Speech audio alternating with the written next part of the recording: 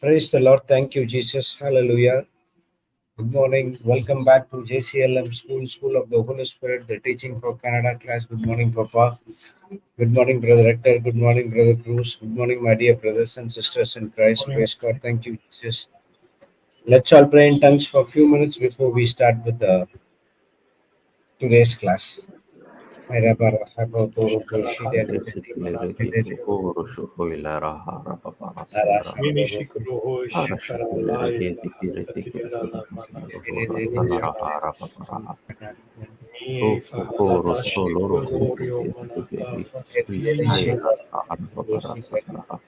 Alaya Bahara Manata. O Brimana Karashi Koro Siara Manasi Nialatarash. Yo Karya Manasi Kalashi Baradana Manasulu. Alaya Bamana Yeshua Yavara Namana Yare Brimana Dalashiko Yarua. Oria Bahara, Oria Manakarashi, Yara, Laria, Radara, Shikara, Ariaria, Darara, Shikara, Urugira,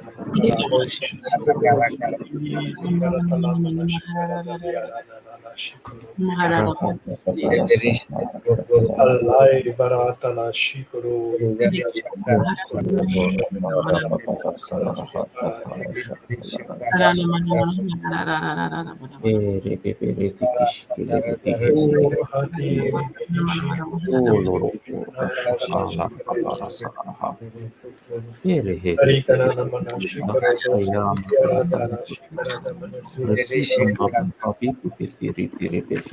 Alvaria Taramana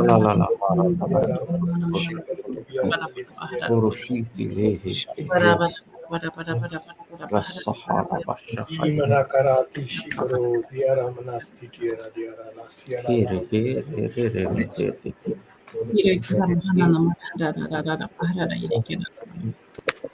Alvari, Viara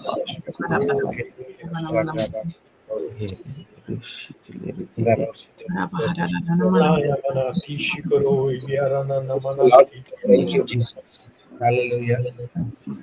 Yes, Elizabeth, can you start with the opening prayer, please? Sure, Father. In the name of the Father, and of the Son, and of the Holy Spirit. Amen. Amen. Father, we thank you. We give you all glory, my Lord. Thank you for letting us know you have created us again. We're new. We're a new creation in you. That you had done this out of your will and the Spirit, my Lord, and not out of the will of men. We thank you, Jesus, for being the one who was used as an instrument to reconcile us back to the Father. That now in any situation we can use this gift of the prayer, and we know we can say, Abba, Father, I'm here, my Lord, and we can ask for intercession of heavenly forces to interfere, to intercede for us in our affairs, my Lord.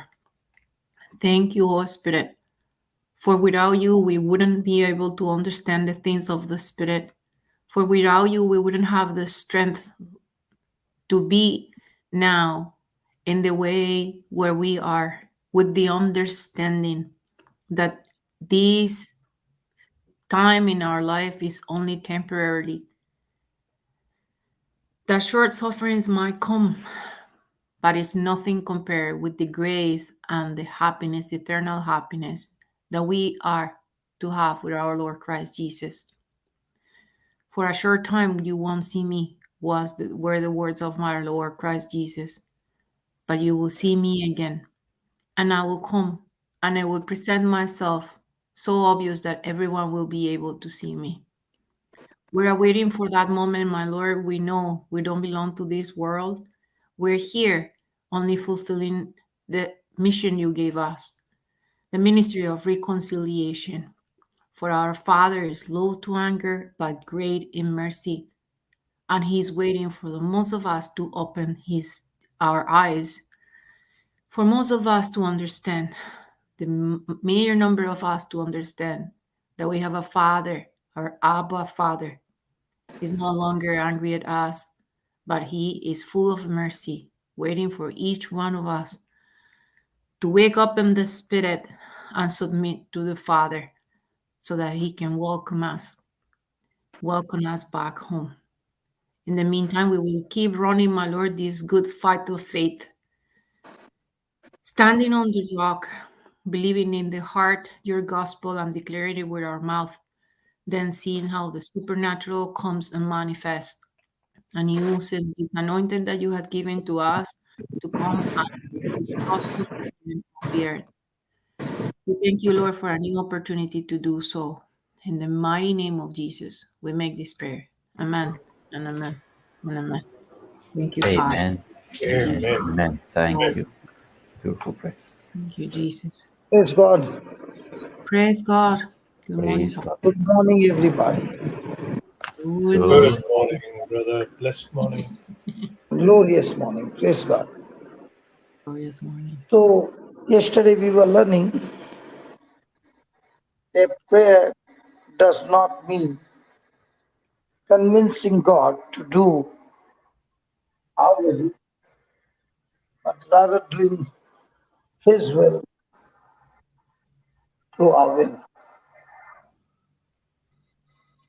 We also learned all that God is and all that He has may be received through prayer. All that God is and all that He has. Every promise of God can be received by prayer, but by faith. Faith not in things seen, but in things unseen. And that's the challenge. The challenge is that everything that God has promised us is in the spiritual. His word is spirit. His word is life. And the challenge is to use His word in our prayer life and believe what He says in the scripture is the truth. And when we say those things, we got to believe, even though everything in the physical is exactly opposite to what He says. And that is the challenge. To believe not the physical, but the spiritual. So let's say a person is praying and he has got tremendous pain in his body, tremendous pain in his body. And he says, "Thank you, Lord Jesus, by your wounds I'm completely healed." Now, how can he ignore the pain in his body? But the physical is speaking to him louder than the words, "By the wounds of Jesus you have been healed." And that is the challenge. The challenge is the word of God is spirit, spiritual, going beyond the physical and manifesting in the supernatural way. So even though he says a million times, "Thank you, Jesus, by your wounds I'm healed," but at the same time, his physical body is torturing him, it is painful, and trying to get his attention not on the word, but opposing the word of God. The supernatural takes place when the person begins to learn not to focus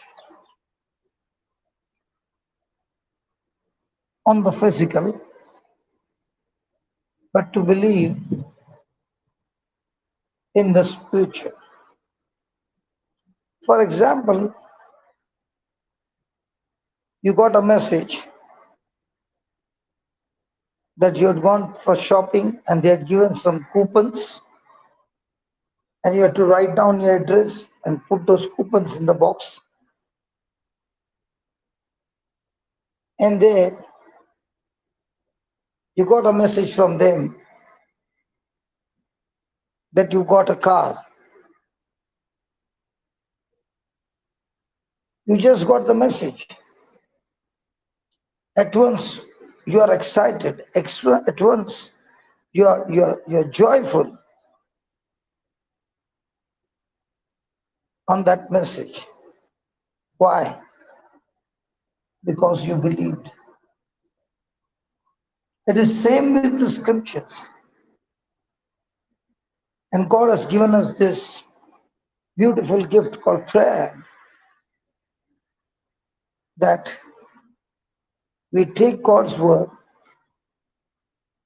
and believe his word. And when we believe, we are no longer focused on the physical. Even if everything in the physical opposes what the word says, you are learning to still stand on the word, because the word is spirit. The word has life. And that is why prayer should not be open-ended. It should be extremely focused, extremely sharp, extremely purpose-driven,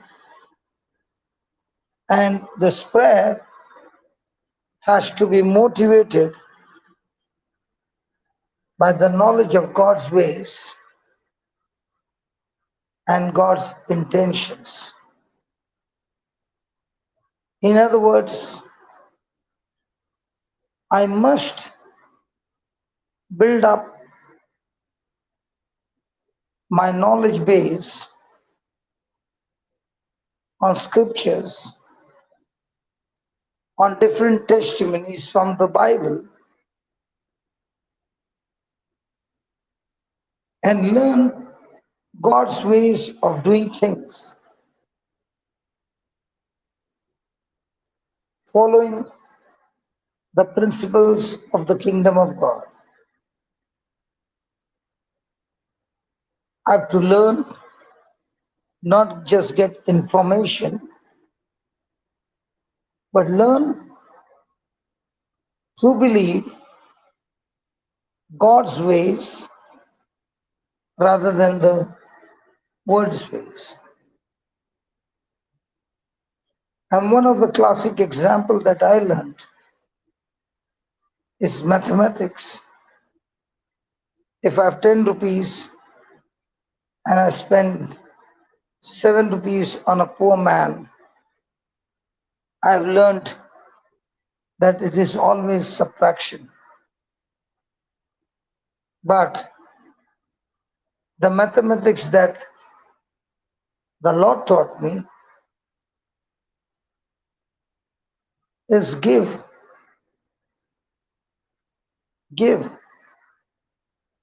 and it shall be given unto you. Good measure, pressed down, shaken together, running over, shall men give unto your bosom. Which one do I choose to believe? So Prayer life is a challenge.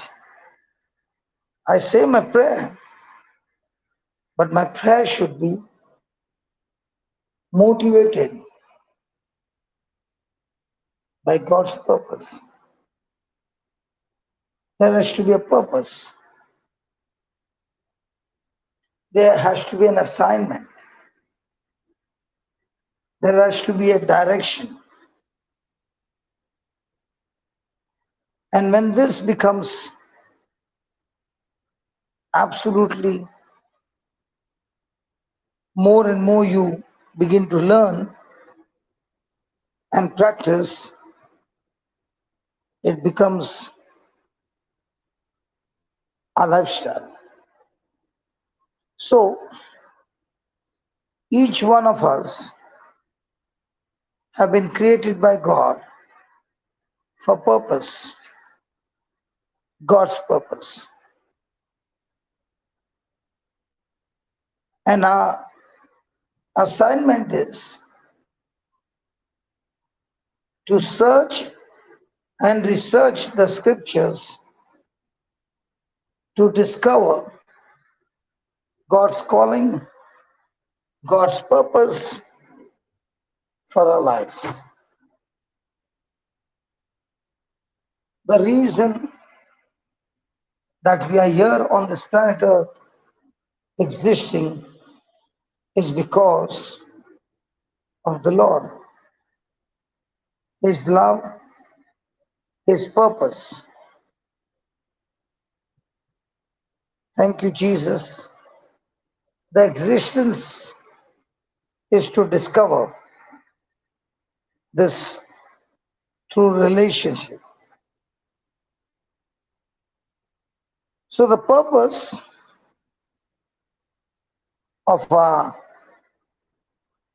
life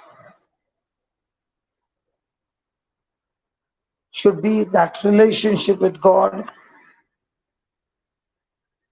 and in that relationship is our prayer life, where we have communion with God, communication with God, intimacy with God, and the good news is, just as God calls things that be not as though they were, in the same way, prayer is calling forth what God has already finished on the cross through His Son, what God has already predestined, and all that we do is take God's word, believe God's word, and call forth those things and be a co-partner with God, continuing His work of creation, and at the same time establishing God's plan for the earth. Praise God. Thank you, Jesus. Thank you, Jesus. Awesome. So, God has plans, God has purposes, and what we see the early Christians or the apostles, when Jesus found them and they had this relationship with Jesus, they discovered for the first time God's purpose in their life. They began to understand God's ways through the preaching and the teachings of Christ, and everywhere they journeyed, they began to learn the lifestyle of Jesus. that he relied on his father, believed what his father said, and did what the father said. And his life was full of signs, wonders, and miracles, though Jesus relied on the scriptures totally and completely, doing the Father's will and not relying on any physical evidence. So, in other words, Jesus moved in the Spirit, having control over the physical, even the nature, because he relied on the spiritual. In the same way, we are anointed, we are blessed, we are called, we are chosen to do the same with the same Spirit of God now dwells inside of us. And the same Spirit of God teaches us all things recorded in the scripture. Praise God. Praise God. And that's why in our prayer life we should be extremely vigilant and cautious that if we ask God for things that are contrary to his word and also contrary to our purpose, we will be frustrated.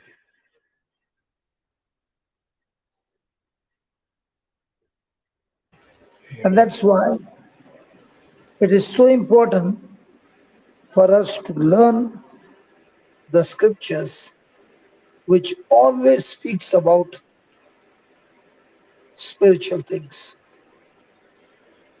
So let us go to Romans chapter 8, verse 2.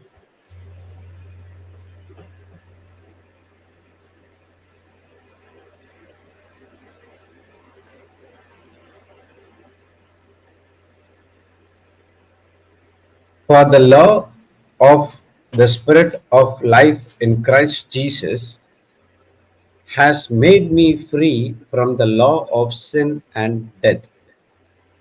Compare. For the law of the Spirit of life, which is in Christ Jesus, the law of a new being, has set you free from the law of sin and death. Praise God. Praise God. Praise So God. we see there are two laws. One is the law of life that comes from Christ Jesus, and the other one is the law that comes from sin leading to death.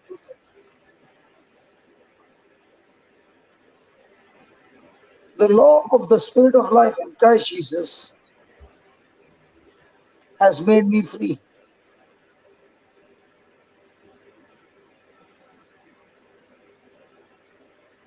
And the law of sin and death has actually destroyed me.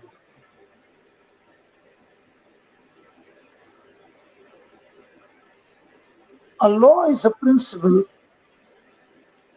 that anyone who gets involved in it, the result is the same. So, law is not a force, but it is a principle in which forces work. Example, the law of electric power. The electric power, the force flows if all the wires are connected right. But if the wires are connected opposite, then there's going to be a spark, there's going to be a destruction. In the same way, God's methods or God's ways are perfect spiritual laws. He has his perfect plans, perfect purpose. And that's why Jesus said that He is the way, He is the truth, and He is the life. The method in which God carries out His plans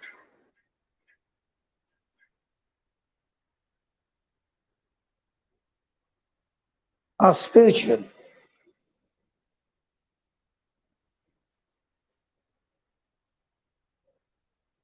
The wisdom of God and the wisdom of the world that carries out plans are so very opposite. We are able to calculate with certainty when it comes to natural processes because we are trained in it. But now, when it comes to spiritual, which is far higher than the physical, the supreme, we have to learn the God's ways. Praise God. Praise God. Praise God. Praise. Thank Like there are you, laws Jesus. of gravity, which is a natural law. But learning that there is a law of gravity, they have to find a law which will supersede gravity, and they found the law of thrust and lift, by which the plane flies.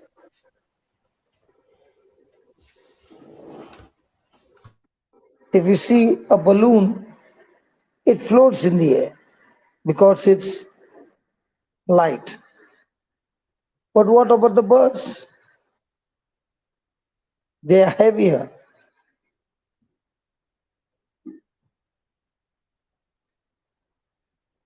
But there is another law that the birds operate that supersedes the law of gravity.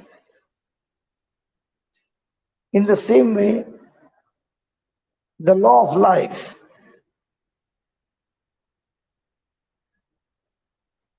and the law of sin and death.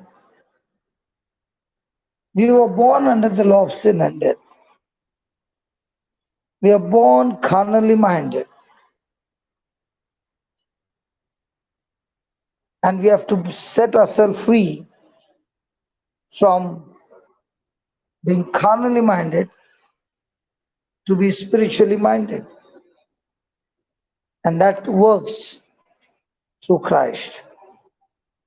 And the first foundation of receiving this freedom is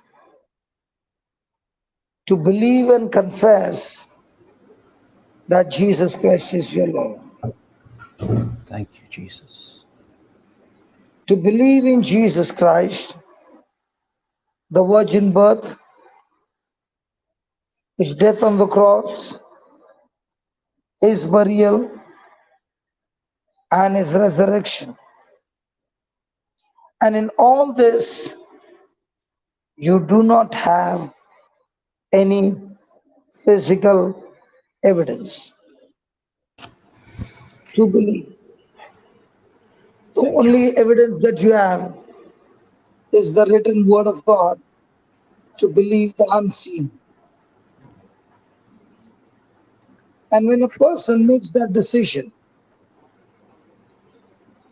to believe the gospel, from the physical to the spiritual, the Spirit of God takes over and the new birth takes place and the law of life is activated against the poison of sin and death. And now, by believing and confessing the word, in spite of having no physical evidence, we are set free from the law of sin and death. Praise God. Wow. Praise God. And this law of sin and death had been active in us from the time we came out from our mother's womb. Glory be to So God. now the law of the Spirit of life has set me free from the law of sin and death. Thank you, Jesus. That doesn't mean that this law is active all the time. The law is activated by us, by believing. The very next moment, I can go against the word, I can be carnally minded, I can rebel against God's word, and now, with my own choice, I have set the law of sin and death active or switched on the switch. And when the law of sin and death is active, the law of the Spirit of life in Christ Jesus is put off. Hallelujah. Jesus, So you Jesus. see, the challenge is, what switch am I going to put on? And prayer life, or when I pray, it's a time for me to put on the switch and keep the switch on of the Spirit of life in Christ Jesus.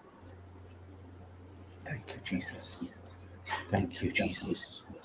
One of the classic example is Lazarus is buried in a tomb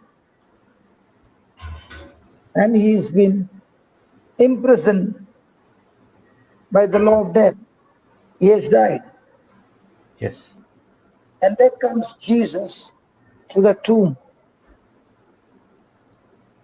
and he speaks the word calling out to Lazarus, Lazarus, come out.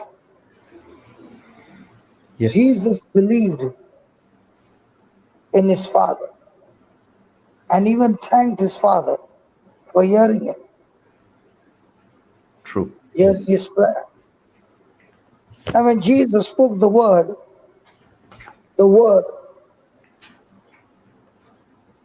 activated the Spirit of life, and life came into the dead body of Lazarus, and the physical body, which had already started to decay, in an instant, supernaturally, was turned into a healthy body, and he came out of the tomb healed. Glory to God. So the law of life communicated through the Holy Spirit sets us free from the law of sin and death that reigns in our hearts. For Thank you. example, every morning we are here for the Canada class, listening to the Word of God. Praise God. This Yes. Word of God is spirit and life, and you are hearing it every morning. And as you are hearing, you begin to understand the truth. You begin to believe the truth. and believing this truth, you have renewed your mind, and out of your mouth has come the same word that you heard, and you activated or switched on the law of the Spirit of life in Christ Praise, Jesus. And the next praise, moment you begin to find there's a tremendous change, or there's a creative miracle in your body or in your life or in your addiction or whatever. That praise God. work of the devil is destroyed. Why? Hallelujah. Because as you are hearing, you are concentrating and focusing on the truth that is being proclaimed. And that truth is spirit. That truth is life. So now you are no longer focusing on the physical, you are focusing on the spiritual. And every time we focus on the spiritual, praise God, you're going beyond the natural into the supernatural. Praise God. Thank you, Thank you, Jesus. Jesus. Thank you, Oh, Jesus. thank you, Jesus. Thank you, Jesus. Excellent, excellent. Thank you, Jesus. So every day our journey is, how much am I going to believe what God said and not what the world says? So for a person to experience supernatural miracle to manifest, the challenge is, how much is he going to ignore or stop focusing on natural things and put his whole focus on spiritual things?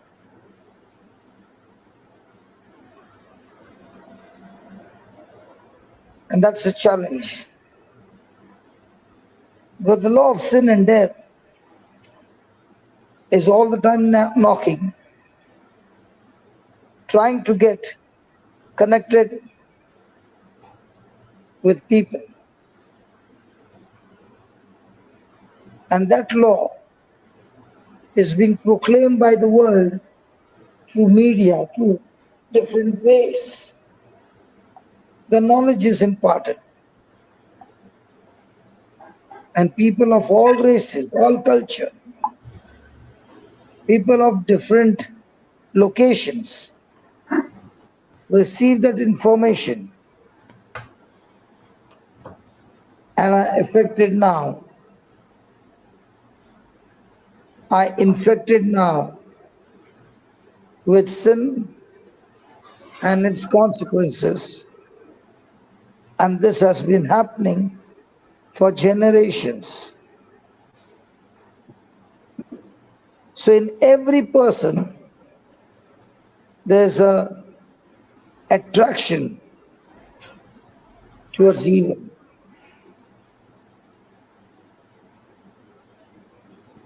Just like a tiger or a lion is attracted to eating flesh.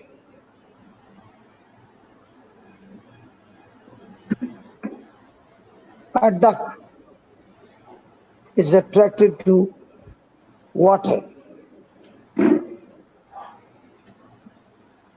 So also, the carnal mind is attracted to sin.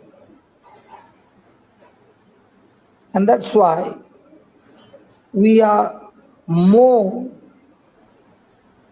moved by the flesh, the natural ways, than the spiritual ways.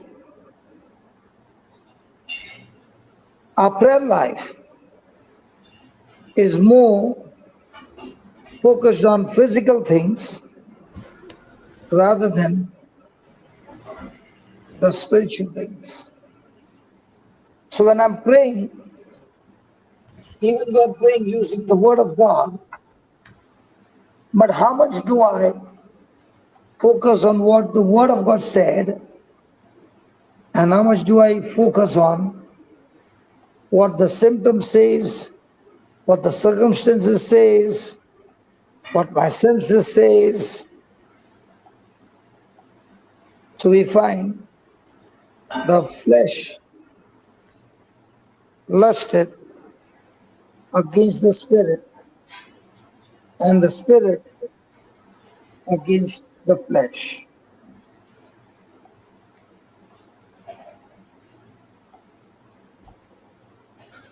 It's a battle. And when this battle is happening, of the flesh dominating, the word of God is preached. So, what is the word of God going to do? The word of God is going to introduce to a person a new principle of life. And at the same time, the person who is experiencing the principle of sin and death. You see, he has an experience, he's going through a process, might be of sickness, disease, and whatever. Now, the preaching of the gospel is introducing to him a new principle of life. And now he has to make a choice. Does he want to learn the new principle, or does he want to continue with the old principle of sin and death? So, when we introduce, or when we are introduced to the word, the principles are different from what we learned in the world. Now, we are willing to change our ways of life, our lifestyle, and adopt to the principles of Christ, the teachings of Christ. So when we are willing to put our trust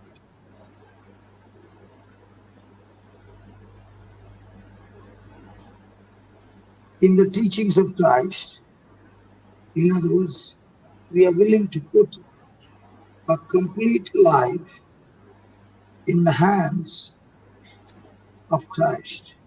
Thank you, Jesus. But the teachings of Christ and Christ is the same. Praise to God. Thank you. And when we follow his teachings, those teachings that we believe, now supernaturally, by the grace of God and by the believing in faith, crushes the old principle of death and brings transformation, conversion, complete change in the person, because now he is learning to operate on the teachings of Christ. Thank you, Jesus. Praise and glory to God. What do you think? Beautiful, beautiful. Amazing. I, Thank you. I have a question here, Papa, if I may. Yeah, tell me, Before Baba. Okay. Now, when we say Can you we speak a have little prayer louder? I life. have to put my mobile to Okay. my ears. Okay. Can you hear me better? Now it's better. Okay. Now, uh, we are speaking about prayer life, and a lot of us are into a prayer life that we are coming closer to the Word of God. Now, I'm asking from a scenario that probably I am also ministering to other people, and I've got a group of people that I minister to, like the warrior group. However, there could be a time, like we say, a carnal mind thinking can come in an instant if we allow the thought. And Yes. while we are ministering to people that's in a group, there could be somebody in the group who is able to preach better than me, talk better than me, and I get that carnal thought of, who is this person who's come over here all of a sudden that is now overtaking what I've done? I've set up the group, I've done everything, and now this person is doing this. Brother Cruz, if you are a spiritual person, all these thoughts will not come, Should but not there's come. no competition at all in Exactly. the kingdom of God. Now, if it does come, No, it how can't should I come. be praying? That thought that has come is carnal by itself. Exactly. That Exactly. that thought itself is sin and death. Exactly. Because the first thing is, whether you are preaching or he is preaching, none of us are preaching. Exactly. Christ in us Praise God. is the one who's preaching. Praise God. Yes. The very thing that you are having that competition itself is carnal. Is wrong.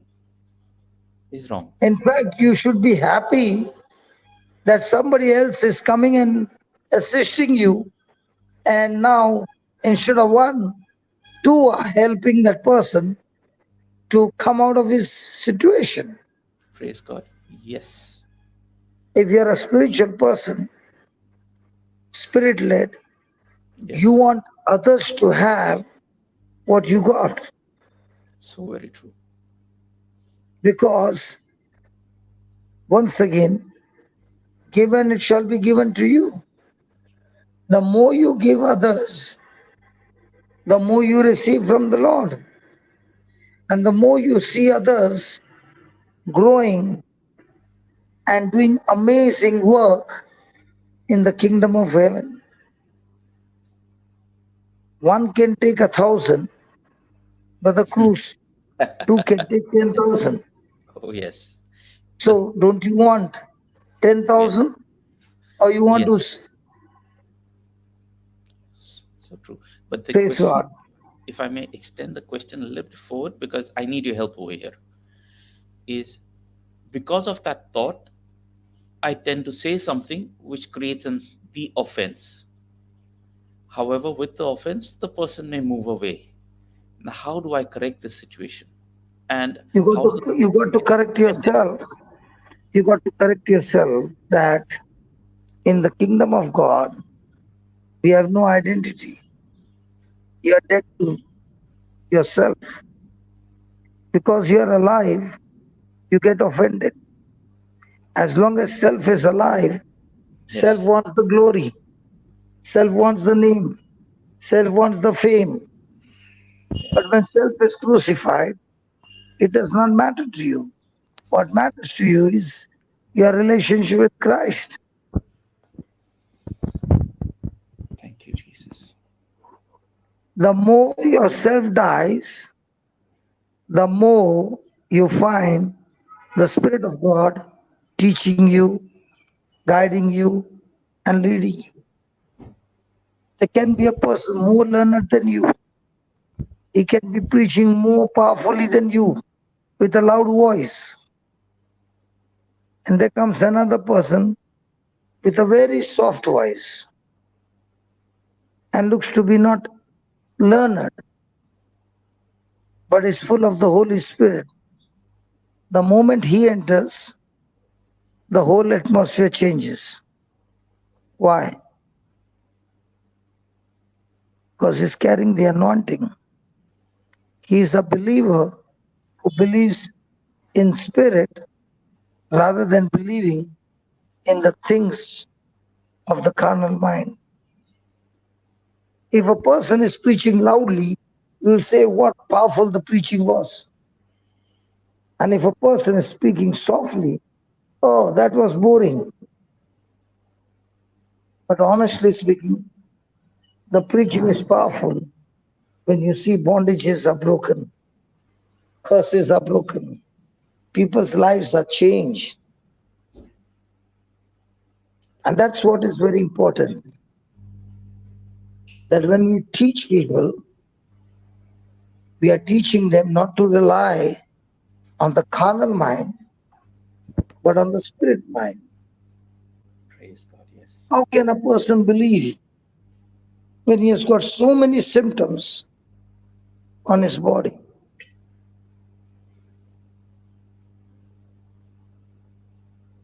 And when he gets his symptoms, somebody says, your body is weak, so you need a lot of supplements. You need a lot of nutritions. You know what you need? You need a lot of word of God. Praise God. Yes. Praise God. When you have the lot of word of God, everything in your life will begin to change. Thank you, Jesus. Praise God. Praise God. Thank you. Thank you for that. And that's what we see, a conflict in a carnal mind and a spirit mind. Go to Romans chapter 7, verse 23 and 24.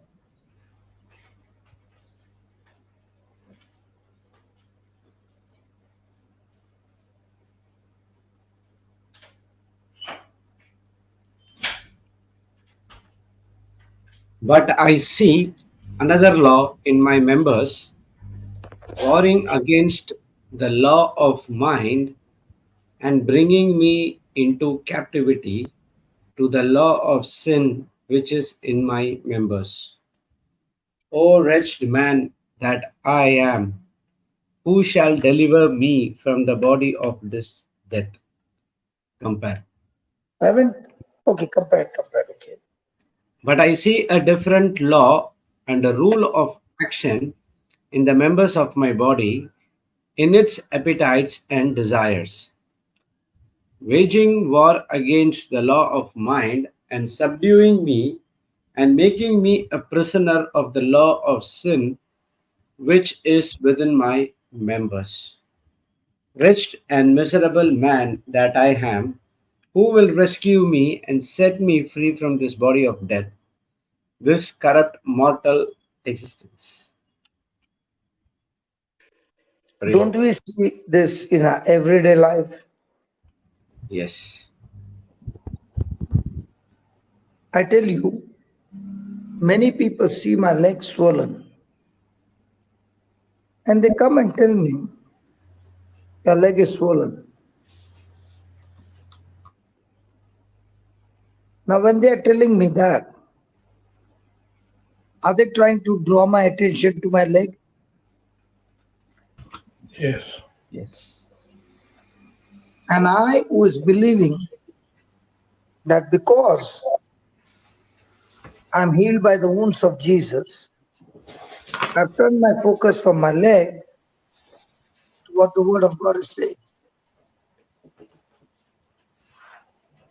Now, with the same leg, I keep traveling. With the same leg, I keep preaching.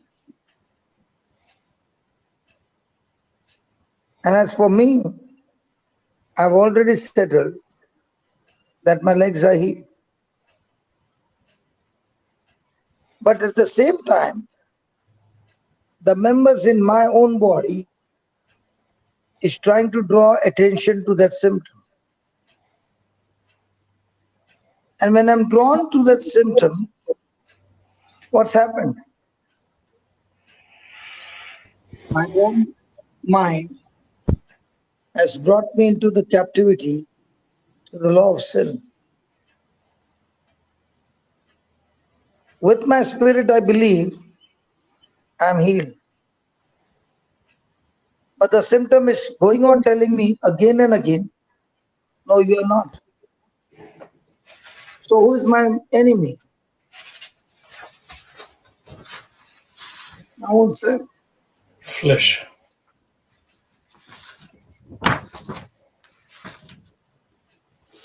I need to believe beyond the physical. As I said to you, I had 2 lumps under my feet. I could barely walk. And with that feet, I would go and preach. I still remember I was at home and I was supposed to go to Colombo and I could not get up. It was so painful. So my wife brought water, she put ice, and she told me to dip my legs. And I said, hold on. Everybody tells me to put leg in the hot water, and you're telling me to put in the ice cold water.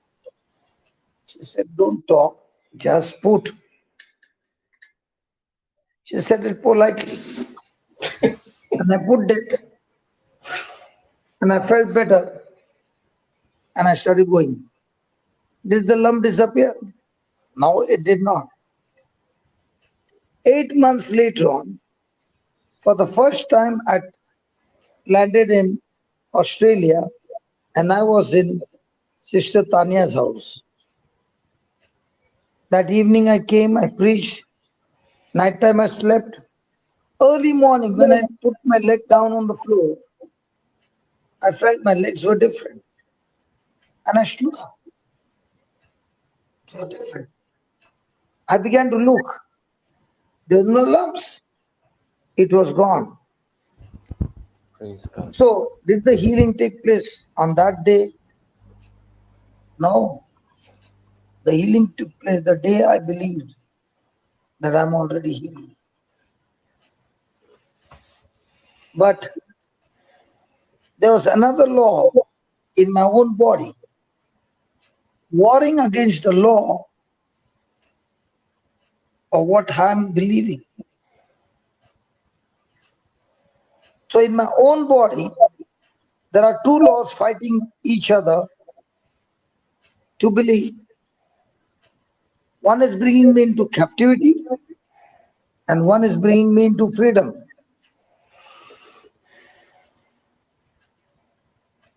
So what was my prayer? My prayer was, what God has already declared His will, that by His stripes, by His wounds, I am already healed. And when I'm doing that, continuing to believe, the pain in my body kept talking to me, no, you're not. And that's the battle. Even though the pain is there, I still continue to believe in my heart that I've been set free. And that's why he's saying, listen, I cannot avoid the pain. I can feel the pain. And he's saying, what a wretched man that I am. Who shall deliver me from the body of death? My body himself is coming against me. Who shall deliver me? And he gives the answer. Thanks be to Lord Jesus Christ. So how does Jesus deliver me? By believing His word, not by my works. I repeat again, not by my works, but believing in the works of Christ that He did on the cross for me and for you. And that is the challenge in our prayer life. Which one are you going? So the battle is not outside, the battle is inside. My own members talking to me to give unbelief. What happened to you, Brother Hector? Yeah, You are brother. also fighting some infirmity in your body. Yes. And Yes. thank God that was the time when we were having the word of God being preached. Yes, you visited me. No, it's not about me visiting, brother, but you No. yourself. Then I Yeah. know, but you yourself had got a tremendous thirst for the word. Absolutely. And still do And the have. more and more thirst you got of the word, the more and more you are excited of the word rather than of the sickness. Absolutely right, brother. And the word and the word and the word was Jesus. You did not even realize that the symptoms were gone because in your heart you are already healed. True. So, also in your prayer life, in your heart, whatever you have prayed to God is already accomplished. You are no longer looking at the physical evidence because those physical evidence don't matter at all to a person in the spirit. Because Yeah. in the spirit, things can happen which is beyond natural laws. Very true. Amen. Moses had a fantastic relationship with God, and when God said to him, "You part the Red Sea, you speak to the sea." Hold on, Lord. How can my words part the Red Sea? Now he believed. And, and when he spoke that word with belief, with faith, he was operating on the most powerful supernatural law that the sea parted and the people were able to walk. So the Amen. challenge is not how much you pray. The challenge is how much are you going to believe? Believing. And that's what Jesus said to Peter when he said, "Command me to come." When he saw Jesus walking on the water, and Jesus said, "Come." And Peter jumped into the water and began to walk. That was belief. He even challenged the law of nature. But the moment he turned his focus from spirit to carnal, he began to sink. And that's why Jesus said, "You of little faith." What he meant was, you of little duration of faith. Believe. So, what would Jesus call us today? You of little faith, or you who is having a small duration of faith when you open your mouth and say a prayer?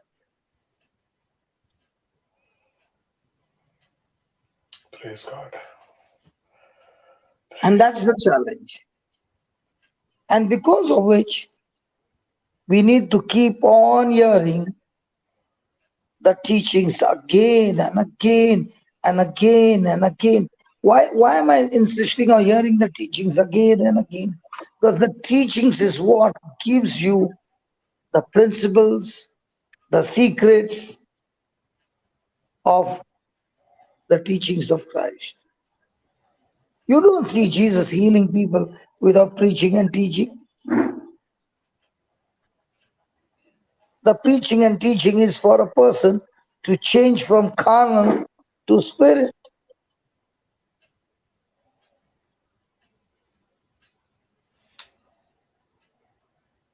Praise God. Praise God, brother. And that's why every day the challenge is, how much are you going to believe the word in the spirit and keep moving, led by the spirit. And when you're full of the spirit, everywhere you go, the words loaded with faith has power to destroy the captivity of those who hear. In this parish where I've come here, what excited me was that these people, when I was asking them the questions, they knew the answers. I said, "How do you remember that?" They said, "We go to the YouTube regularly. We feed on the word daily." Now, as they're feeding on the word daily, they might start with baby steps, but they're learning no longer to rely on carnal thinking, but on spirit thinking. And now they are using the spirit thinking in their situations, in their circumstances, and they can see now there's victory. Hallelujah. So, what are we learning every day in a prayer life? To switch off the law of sin and death. Because as long as the law of sin and death is on, you will be in captivity, might be caught up with sicknesses like arthritis, paralysis, selfishness, jealousy, envy, love of money. What are all these? Law of sin and death. But this is not God's will for our life. He does not want his children to be in slavery of sickness and disease. And that's why Jesus went about doing good and healing all who are oppressed of the devil. So Jesus healed by speaking spirit-filled, power-filled words or faith-filled words.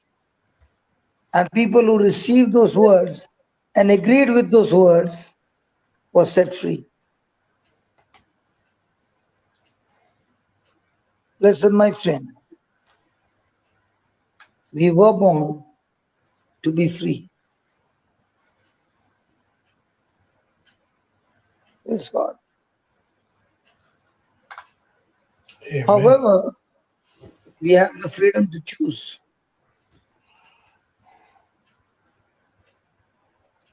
Now, if I'm willing with my whole heart to obey the teachings of Christ, without a doubt, we have just activated the law of the Spirit of life in Christ Jesus. Thank you, Jesus. Thank you, Jesus. Praise God. Praise God. Thank you, Jesus. What happens to a hand which is fractured? The doctor puts a plaster, and might be after 1.5 months, he opens the plaster. Now, is your hand obeying your mind? Yes. After 1.5 months, No, not really. No. It kind Still. of goes into a lump state. is that right? Yeah. No. And now you got to practice to teach your hand to move by synchronizing your mind with your hand. Does Yes. it take practice? Yes. Yes. Yes. Right. Bruce, did you have a fractured hand? My son had one. Yes. That's why you're speaking with experience. True. I had a fractured hand. And when the doctor cut that plaster, I was shaken up because my hand would not obey my mind. It looked like that part of the body was cut off. Mm. I had to teach my mind that there is a hand.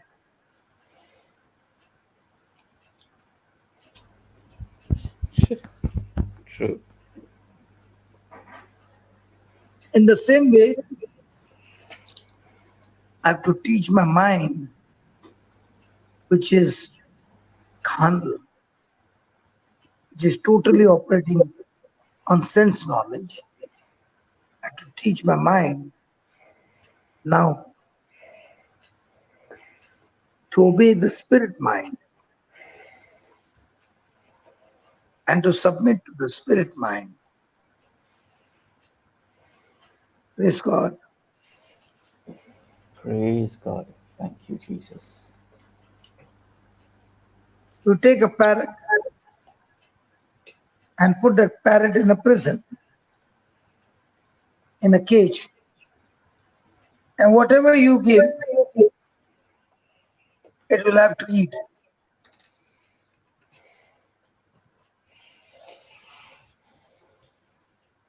But you set the same parrot free. And this parrot was in the cage for a long time. When you set it free, you feel like it's learning to fly for the first time. Why? Never flew. In the cage, the wings were not used at all for a long time. In the same way, we need to practice to operate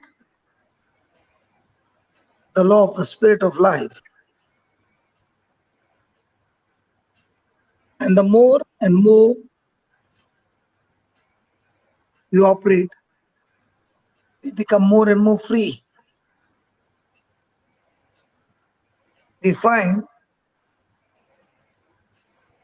that the law of sin and death, those thoughts which once upon a time captivated us, has no more power over us.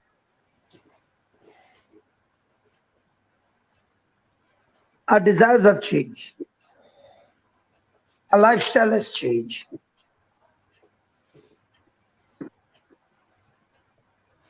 So the law of the spirit of life in Christ Jesus cancels out the law of sin and death, and we have freedom. That's prayer. That's an intimacy with Christ, learning from Him, moment by moment, asking of Him through the scriptures. And as we start doing that, we are so much caught up with submission to God's word that there comes a time when you begin to pass the test and pass the test and pass the test and pass the test, that slowly but surely God reveals to you His purpose in your life. Amen. Praise be to God. You did not even know God's plan. You did not have anything to do with God's plan. All that you did was to focus on keeping the law of the spirit of life in Christ Jesus active in your life. And the more and more you became active, the more and more the flesh died. And the flesh died, and now you began to see your real person, who you are in Christ, which you never knew for all these years. And now you're wondering, oh my God, from where did this life come? Why am I enjoying so much now? Why am I having so much of peace? Why there is no pull and gratifying the desires of the flesh? But the law of the spirit of life is extremely active in your life. But if you give one thought, if you give just one thought, freedom to land on your mind, it won't take long to change from spirit mind to carnal. It takes just one thought. Just one. And that is why we got to be so vigilant, not allow any carnal thought to entertain us or give our mind to that thought. You give your mind to that thought for a minute, Now that thought will take over your mind and make you a slave.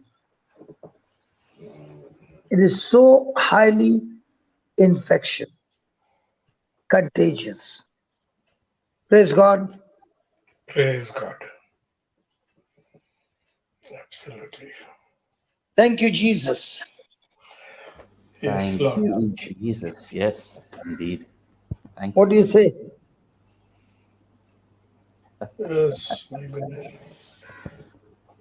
So awesome. Intimacy with Christ is intimacy with scriptures.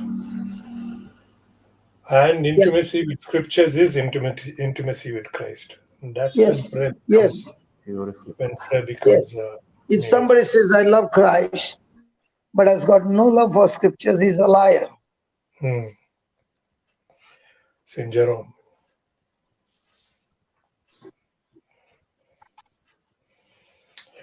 That's the Because crux of it's the scripture that feeds your spirit,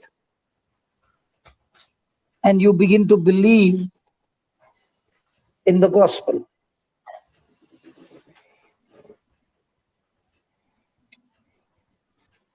So our prayer life is not how much you prayed, it's how much did you believe the scriptures. yes. And the first thing that the law of sin and death is not, it's been destroyed. The proof is you are no longer a jealous person. You are no longer a person of competition. You are no longer a person who is dominating others. God gave you the power to have dominion over his creation, but he never gave you the power to dominate people. Yes. Dominating people is satanic. Absolutely. Amen. Amen. The spirit of Satan dominates people.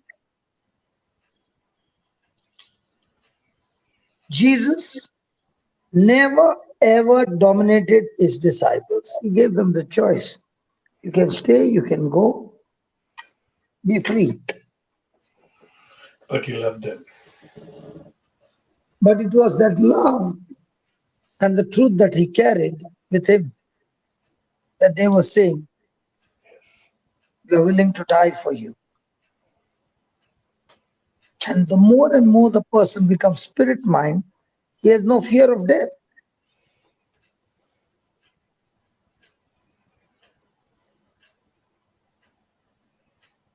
So a prayer life must draw us deeper and deeper in the scriptures where we are learning to focus on what Jesus said and not what your carnal mind is saying.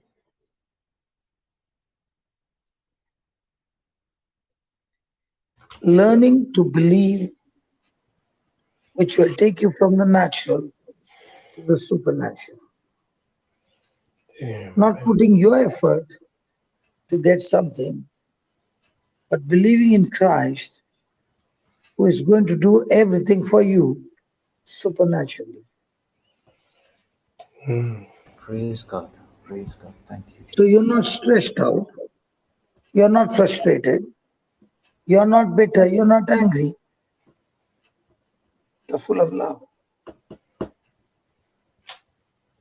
Things can come against you suddenly for no fault of yours, but you're not shaken up. You continue to operate in the same love because you have ignored what is coming from outside because you're only focused on the inside. And as long as you're focused on the inside, now the power inside of you is far greater than the power trying to get inside you from outside. Wow. Now the light shining in you is so powerful that darkness begins to flee from you. Hmm. Darkness always wants to disqualify and blow off your fuse by focusing on love. If we can cut off the cable of love and get you into bitterness, now your prayer don't work. Nothing in the kingdom of heaven will work. So the lifeline is cut off. The lifeline is love.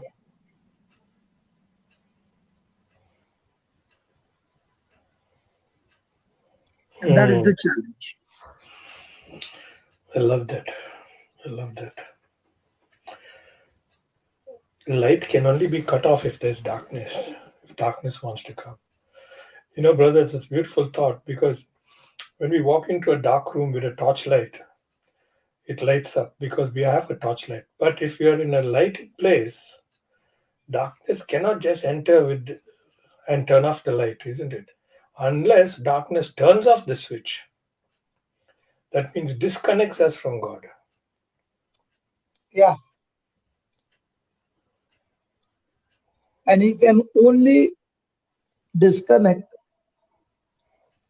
when we give a carnal mind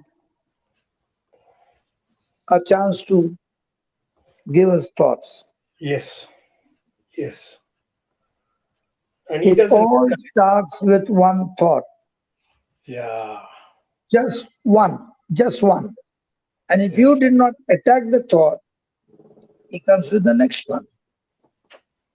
What Peter spoke to Jesus, I will not allow you to go to Jerusalem, was a single thought which Peter was speaking, which the devil was using Peter to speak to Jesus. And that was such a hard one that Jesus had to literally rebuke and say, "Get behind me, devil, Satan." In other words, Peter was shut up that he could not speak one extra word. There's no argument, there's no discussion. It was a full stop. Wow, what an example. Because if he had to discuss more arrows and more battle, and for a person, those words will captivate his mind and he will be turning in a different direction from what God has called him. Beautiful Yes. example. Beautiful Yes. example. Wow. That's what happens in our life, brother. And our own close people, their intention is not to stop us, but they have been used by the devil and they do not know. The intention is not to destroy us. But because of not knowing the kingdom principles, they'll come and talk to you. They are your friends, and the devil is using their mouth, their mind, to speak his word and cause confusion and stop you from moving forward what God has called you to do. So true. Very What true. happened in Goa is all of my brothers are my good friends. There's nothing wrong with them. But what they did not realize is what God has called me to do and what they were saying was entirely different.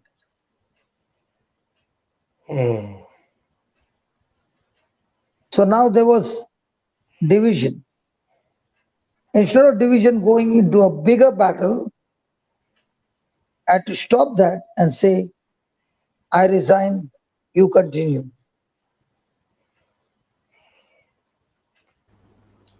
You resigned there, but But you that didn't did resign not altogether. stop. But that did Yes. not stop me Yes. from doing Yes. what God had called me. Yes, That was the direction changed, the location changed, everything changed. I had to start all over again. But the good news is, Praise I God. continue to Praise do God. Praise God. what God had called me for. your launching pad. But if I was a carnal minded person, then I would say, hey, it took me 17 years to build that. You want me to leave that? Hold on. You never built. God built it. Hallelujah. You are Hallelujah. only a channel. He was the one who gave you the resources. He was the one who gave you the wisdom. He was the one who was preaching. You only gave your body. Mm. So where does the Hallelujah. ownership come from? Praise God.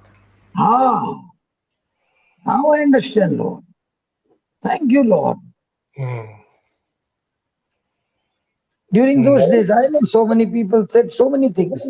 I said, no, I will stick to what God said. And I've been sticking to what God says, in spite of the opposition, in spite of many things being spoken. No, I will go with what the Lord said, even if I'm the only person and everybody has rejected me. Doesn't matter. But I'll still stand strong on the rock. Because I know when I stand on the rock, I shall not fail. God will file, God will help me to face every storm, but the house will stand. Thank you, The Holy moment Spirit. I become a carnal minded person, based on sense knowledge, based on world calculation, based on reasoning and worldly things, I will surely fail. People who use worldly things, worldly calculations in the kingdom of God will end up with frustration. The intention is good, but the methods are wrong. Moses' intention was good, that he wanted to help his Hebrews, but his method was wrong. He killed a Hebrew, he killed an Egyptian. God saw the heart of Moses. His heart was good. He wanted to save his people. He was willing to step out of his throne as a prince and become a slave for his people. That was Moses' allowed. But the method that he took was carnal. So God had to take him out for 40 years, train him in the desert, where he would be alone in the wilderness, and God would speak to him. And when he was ready, he said, come on, let's go back. But this time, my way, not your way. Yes, Lord. Whatever you say, yes. Take that staff. Come on, that's your weapon. Hey, hold on, God. I've learned in Egypt to be a warrior. I have the sword. I know how to fight. Hey, hold on, hold on, hold on. Moses, this time you're going to fight my way. Only a staff, nothing else. You know what you need? My word. That's Mm. all. And Mm. if you have my word in your heart and you believe my word, you will see the glory. Come on. You can stand Pharaoh, and Pharaoh will bow down. Not to you, but to the word that you speak out of my mouth. Oh, Oh, wow. sorry. The word that you speak, my word, out of your mouth. He'll bow down to that word. So you don't need swords and all that, Moses. Come on. Let's go. But Lord, I'm stammering. Don't worry. I'll fix up somebody else. Mm. But Praise listen, God. you still got to speak my word. Yes. Yes, Lord. I will speak your word. And that's what he's asking each one of us. Come on, can you speak his word even in the midst of trials, even in the midst of symptoms, even in the midst of pain, physical torture, whatever you're going through? Come on, hold on to that word. Believe that word. Ignore the physical and focus on the spiritual. You are going to receive supernatural manifestation. Going to Don't. receive the manifestation is in the future, but you have already received in the spirit because you're already pregnant. Your Hallelujah. pregnancy is important. You don't get a baby one fine day, your stomach comes out and the baby comes out. No, no, no, no, no, no. You go through the process of 9 months. Mm. Thank you, Wow. Holy Spirit. Yes, yes. In our prayer life, we are pregnant in the spirit and we believe in the spirit in spite of everything in the physical. Saying, no, no, no, no, no. What a wretched man that I am, that there's a war in my own body, in my own members, in my own senses, talking to me against God's word.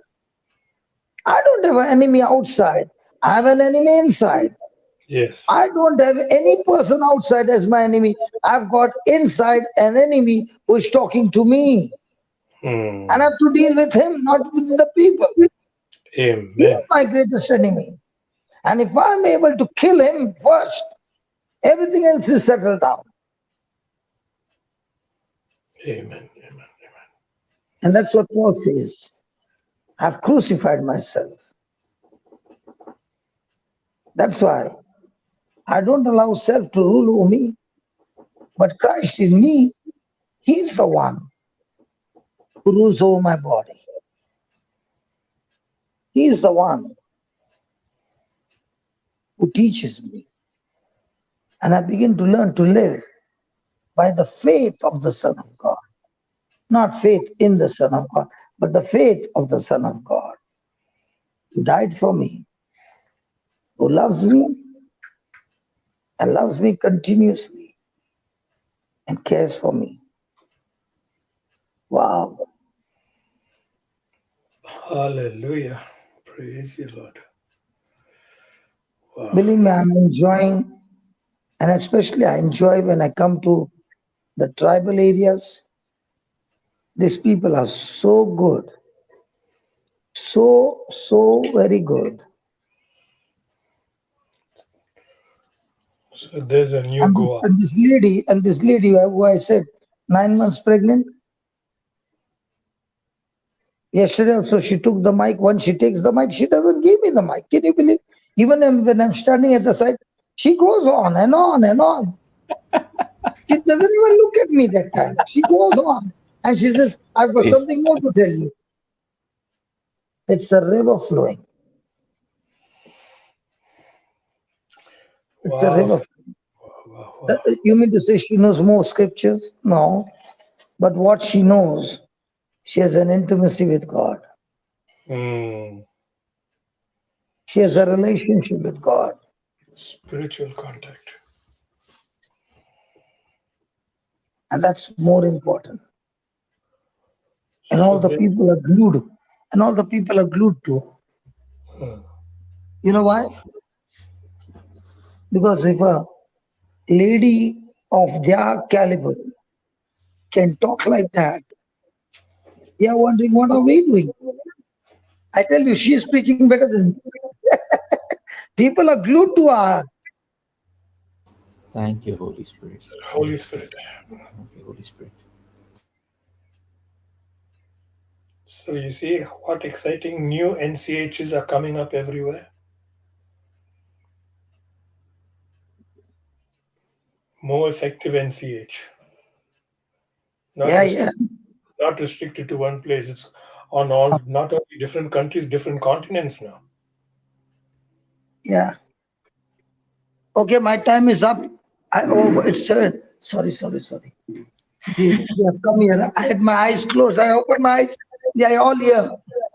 Bye. Police came. Police came. Praise God. I speak with my eyes closed and they have come silently. And nobody said time is up. Bye. Bye. Yeah, shalom. Praise God. Holy Spirit. Wow.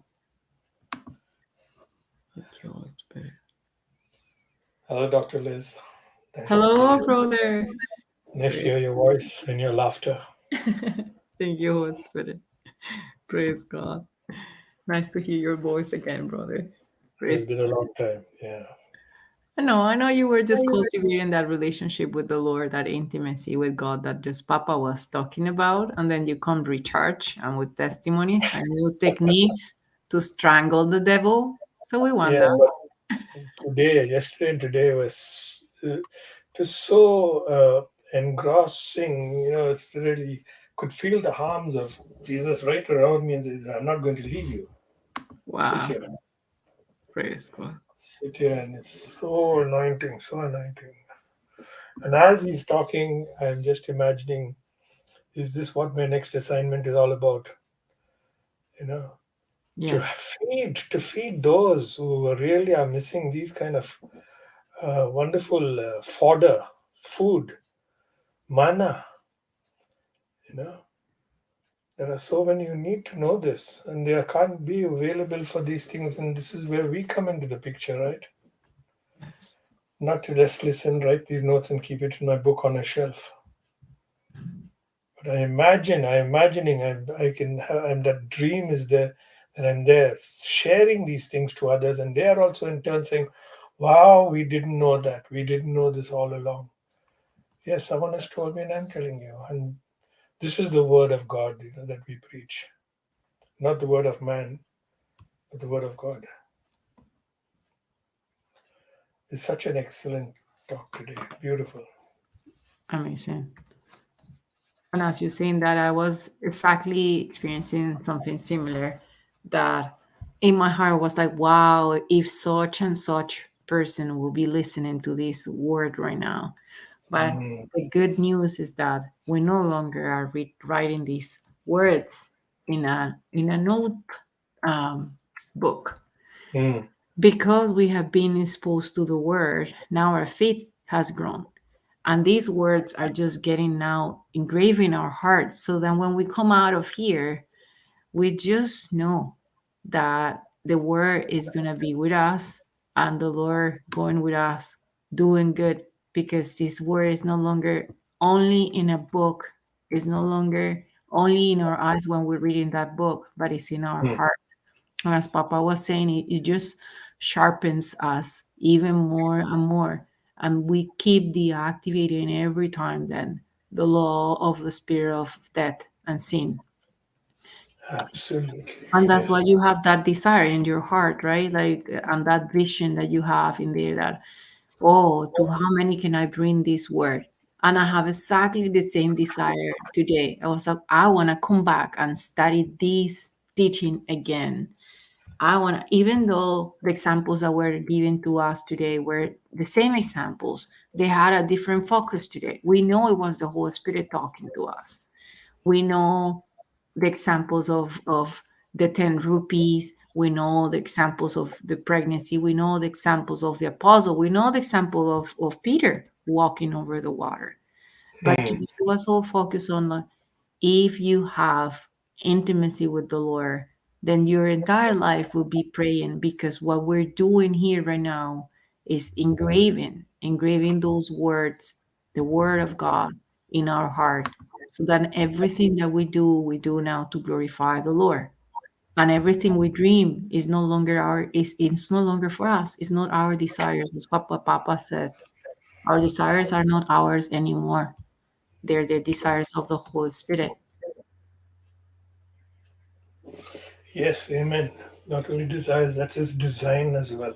Yes, that was also precious today when he reveals that the more you follow one instruction, the more he will reveal to you. He will get you closer and closer to what is your assignment, and that's beautiful. Praise God. That's Yeah. so beautiful. Yeah, looking at this verse also, Romans 8:2, for the law of the spirit of life. It is actually that spirit of life, that spirit, that's it's a spiritual, warfare. It's a spiritual action. It's a spiritual dispensation that sets us free. So if it can happen just by the Spirit of Christ to set me free, that very same Spirit that we can use, because remember how Jesus healed that man in John chapter 4, the centurion, not centurion, the royal official's son who was in Capernaum, and Jesus was in Cana, and Jesus told him, "Go, your son is healed." And that man believed and went. So it was the spirit of Christ that went into that child. And the next day, that when this man reached his home, he asked him, "When did it happen?" He said, "Yesterday afternoon at 1 o'clock." And then he said, "Oh, that was the time that Jesus said this." So the spirit of life, if it worked then Yeah. for that man, it should Amen. work for us as well. Today we have so many cases all around us with our Amen. loved ones who are struggling and suffering, battling through life. But if we only apply this law, the spirit of life in Christ Jesus can set him free. And spiritually, we can we can deal with that person spiritually and say, I command the Spirit of God to be in you and to awaken your spirit. So your spirit that is awakened will influence your mind, and that will influence your body, and you'll get healed and you'll be whole. And you all also need to transform your mind.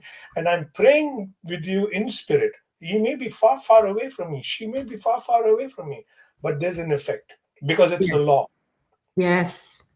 Exactly. You know Amen. what I'm trying to say, sister? That's what I'm trying to say. Yes. Doctor. You know what you're saying that I have my eyes on a phrase Papa gave us today. When a person makes a decision to believe, the spiritual law of life takes over and gets activated against the poison of sin and death. So Wow, it's the right antidote, right? It's exactly what you're saying. that's a confirmation. Wow. Yeah.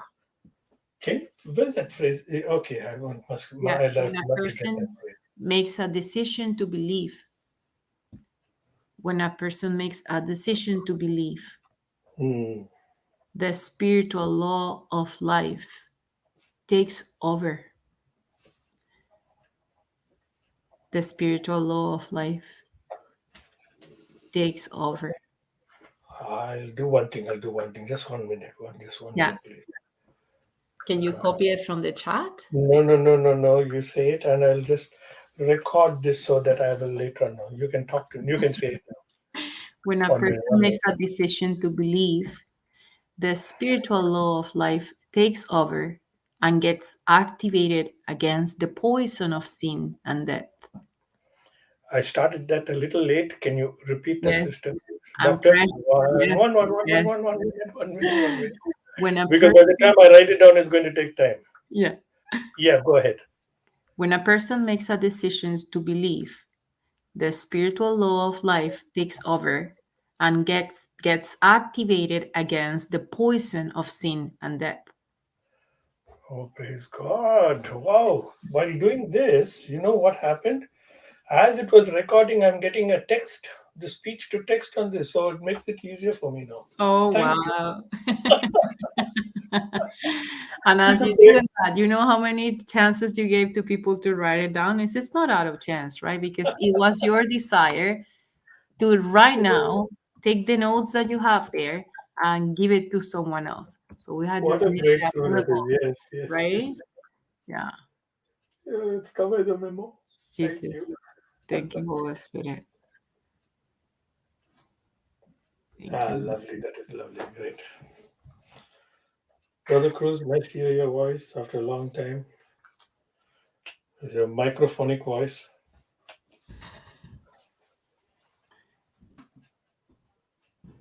Praise God. Praise God.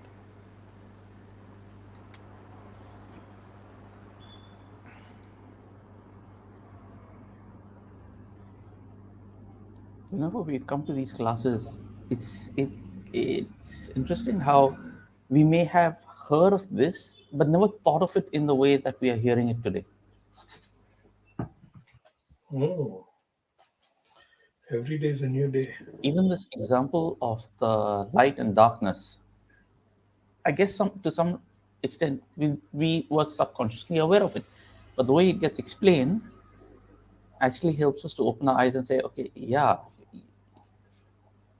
unless we allow the darkness in, light cannot disappear. But with Yeah. light, darkness has to disappear. There's no two ways about it. The more interesting thing for me in these last few classes has been there is a law. Generally, when we hear of law, we hear about arguing for the right and wrong, and sometimes even in the court of justice, a wrong can be made right through law. But in this law, the spiritual law, there is only right and wrong, and the wrong can't be made right.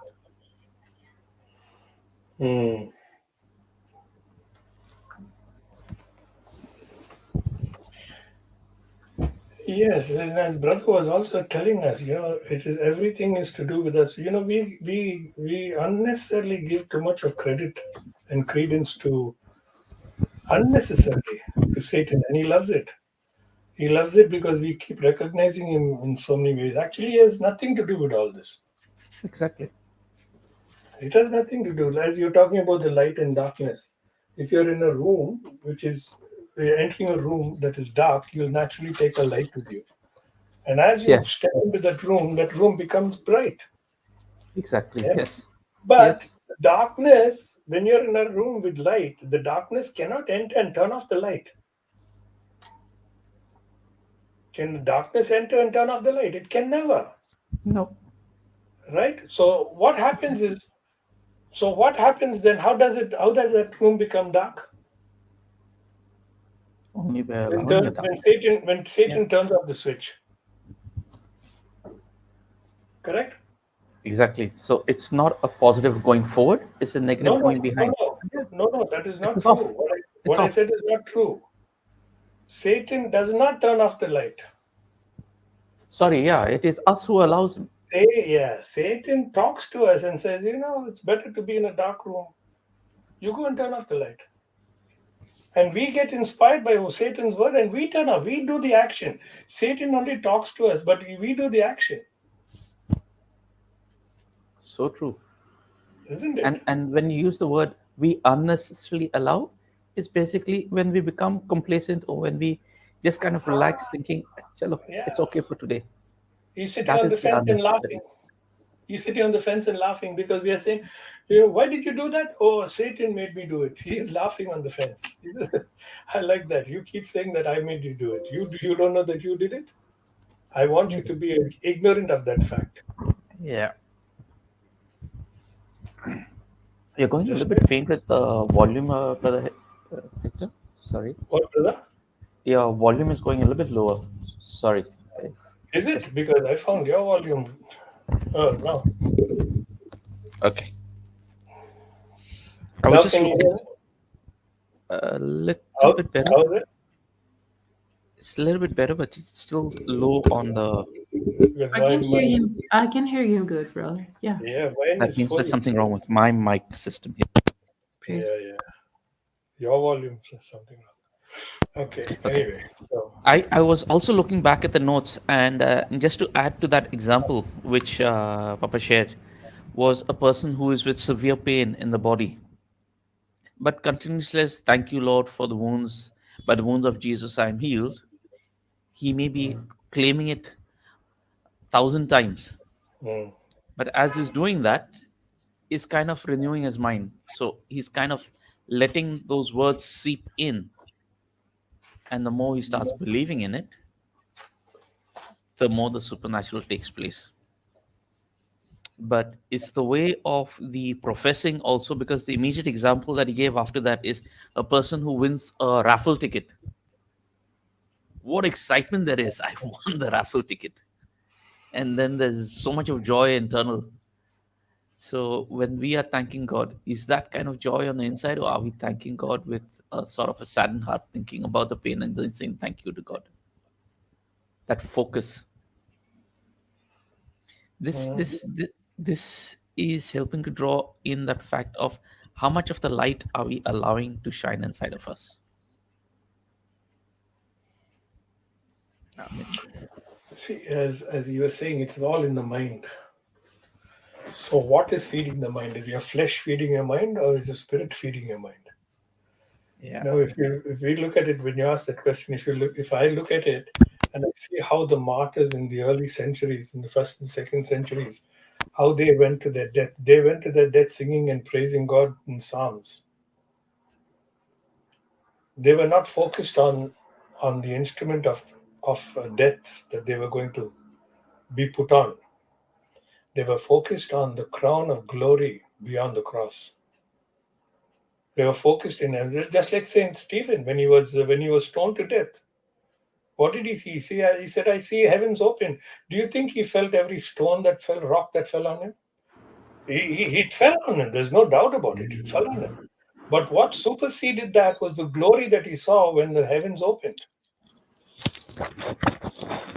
So when brother was talking about his leg and the pain and the swelling, his mind was not on his leg. His mind was more on the word of God that he was preaching. It is your mind that will. That is why he gave us that example, an analogy of a fractured hand, right? Yes, yes. So what tells you that your hand is fractured? Is it your It's the body or mind. your mind? It's your mind. Mind. Yes. Because all these nerves are, when doctors, thank God we have a doctor, all these nerves are connected to the mind, right? Praise God. True. And spiritually, how are we connected to our mind? What are the nerves that connects our spirit to our mind? The nervous system of the Word of God. Wow. Praise you. The Holy Scriptures. It just came into my head. Just came into the Holy Spirit. Just put it in my head. Praise God. Wow. Because if we can connect physically with our brains, the nervous system from our bodies, then there must be a connection with the mind from the spirit as well. The spirit is not is spirit, isn't it? It's not a solid thing. Exactly. Yeah. So then, what about scriptures? They're Scriptures is also not a spirit. book. Scriptures is not a book with words written on it. Scriptures is what comes out of it. And that's the nervous system of our that Yeah, connects us spiritually. my spiritual life. Hey. Wow. Thank you, Holy Spirit. Thank you for putting that in my mind Thank you, today. Holy Spirit. Wow. Praise God.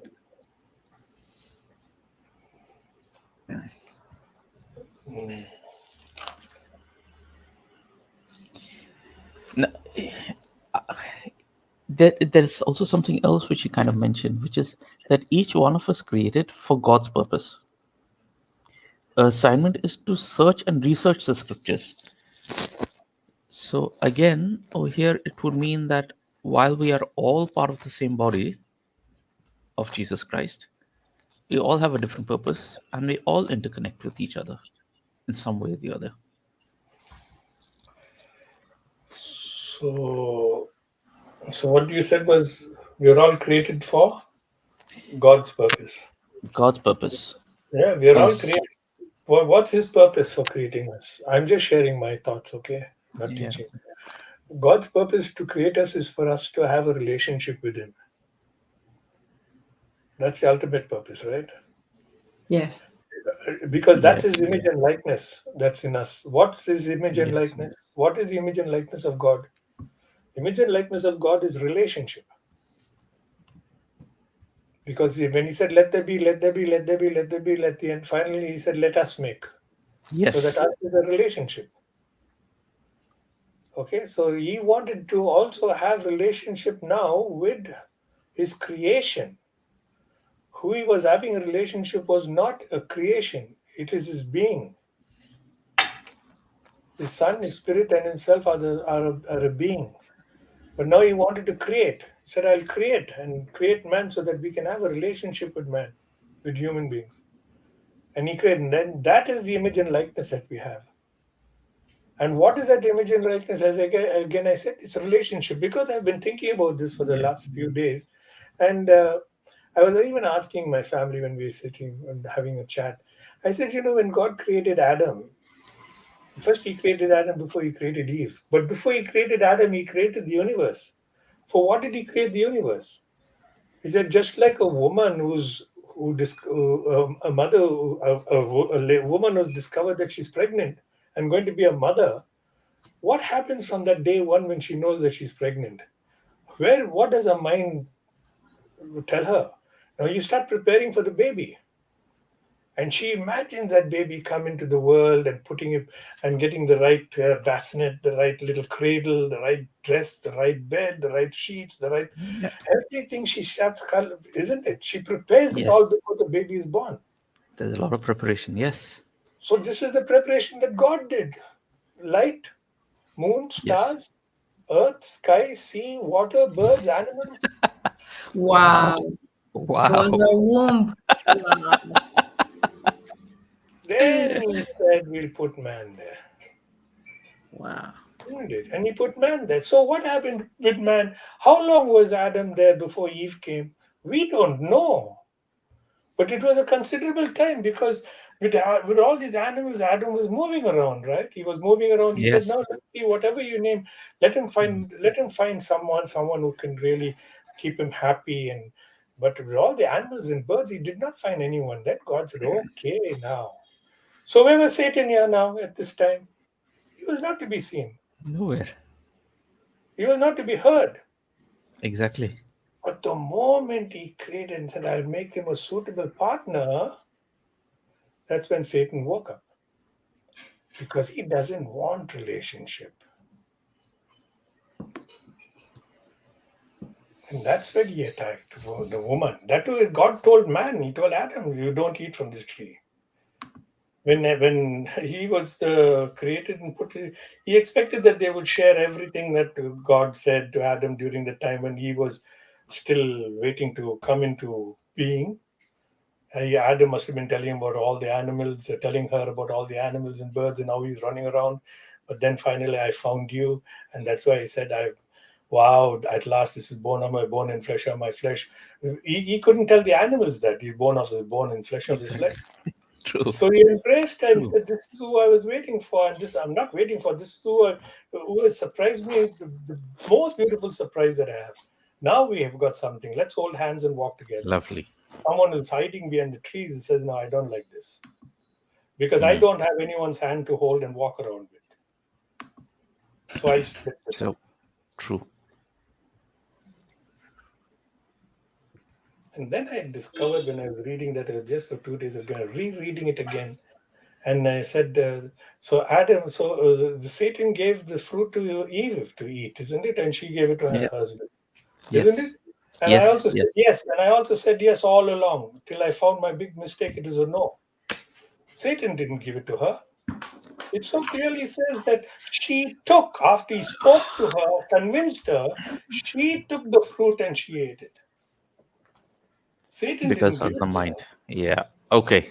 Correct. And I stand that's what's corrected. Yes. happening to us. That's what's happening to us. And we blame poor Satan. Satan, we blame you.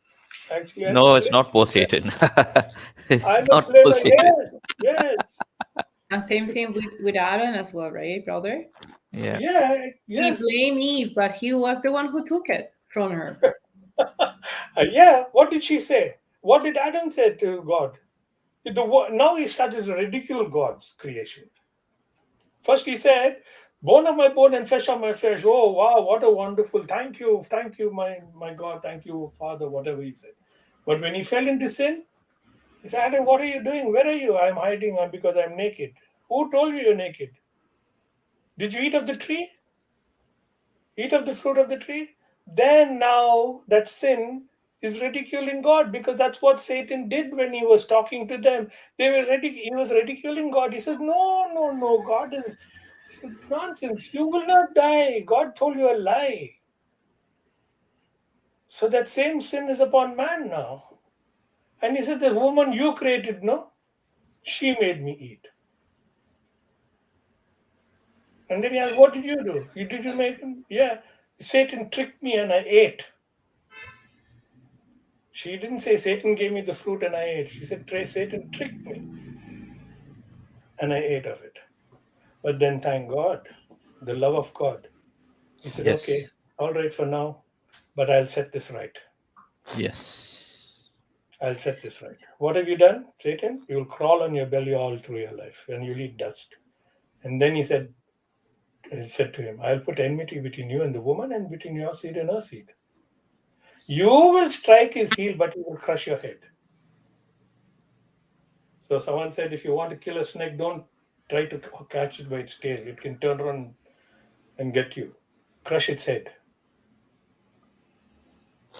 and it Yeah. dies. And The, that's what he did on Calvary. Crushed his head on Calvary.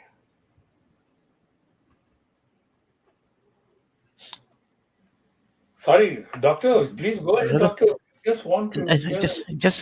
if I may add to this, before you jump in, Yes, Sister Elizabeth, good, brother. uh, is when you were speaking about this, three things that came to my mind. Okay, because this has been a topic of interest for me quite recently. Because for some weird reason, I got into a little bit of how do you say, a confrontation where we say that we are in the image and likeness of God, and this person said, no, we are not. So anyway, coming back to what you were just saying, is that uh, when it's interesting, where was God when Satan in the form of spirit was talking to Eve? The first point that comes up over here is also, if I'm not mistaken, the snake was also the creation of God, but it's only the spirit that entered the snake that made the snake talk that evil to Eve. And then comes the part where the thought is, because God is everywhere. Mm. So was God not there when the spirit, the devil was speaking to Eve? So Probably he was, but no, actually probably wanting to, he was definitely he there. would be, but he wanted to know what is man's decision, because he's given us a free will. That was the test. Exactly. And that's the If that same is, thing which, sorry, yeah, go ahead. If that's and the that's same thing, that's the same, and that's the same thing that happened to even Adam, that mm. God was there. And why this is a conclusion also is because when we see the first conversation that happens after this, is God questions Adam first. Why did you do this? Then he Where, questions Eve. Why did you do this? He does not go to question the snake after that, because when he made Adam and Eve, they were both made in the image and likeness of God. They were meant to have a relationship. Whereas he knew the nature of Satan and that spirit which went in the snake, that he rebuked the snake. He never sat down to question the snake. But like you said, Brother Hector, this is where when he realized that, okay, now I need to and I will find a way to bring back the relationship with man and God, because that was always his intent, to have a relationship with us. That's what I wanted to share from what you were just sharing with me, yeah. and from what I've been learning so far on But this. this is a very big topic, and it's very interesting also. Yeah. And all our answers we'll find only in the scriptures. Because if you go and ask where was God when Satan tempted, then you'll ask, why did God create the two trees? Why should you have to put a tree there?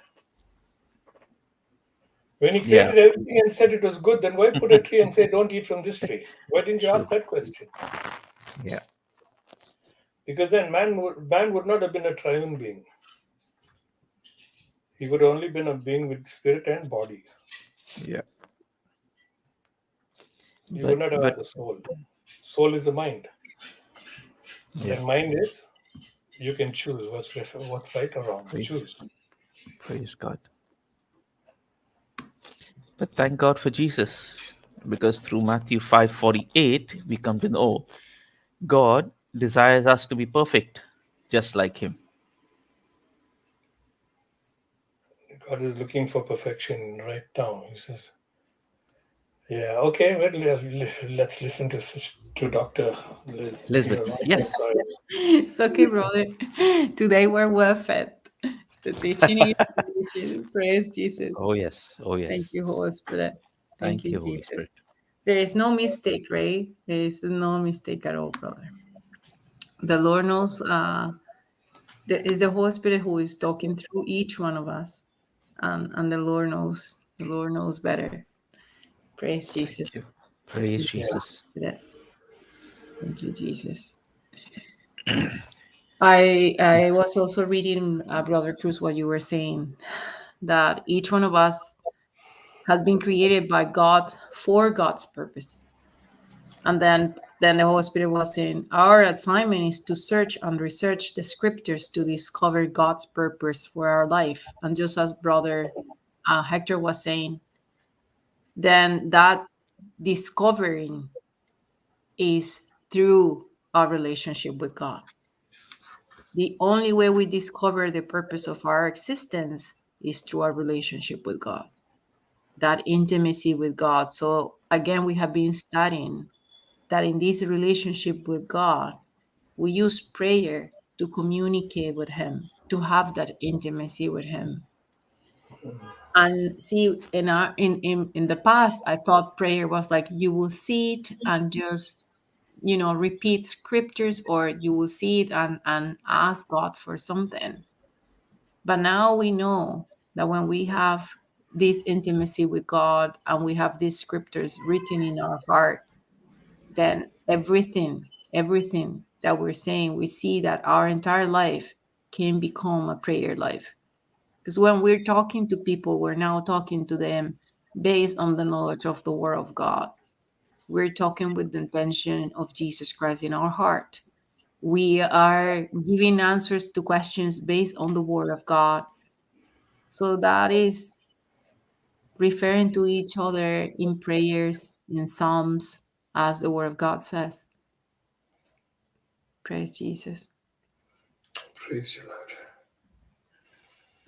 Thank you, Jesus. Praise Jesus. Thank you, Jesus. Hallelujah. Oh, I forgot about Brother Jude.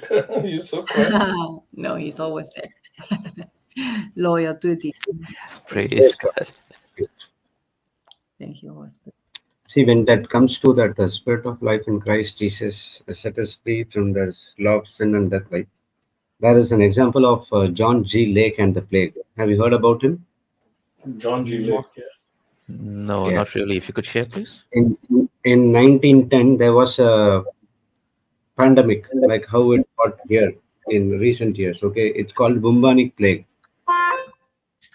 where there were this virus was so contagious, and the government could see so much of people died in their houses, could not come out, and the government officials were so of fear, having that fear, and if we go and take the bodies from the houses to the grave, it will the same virus will catch them.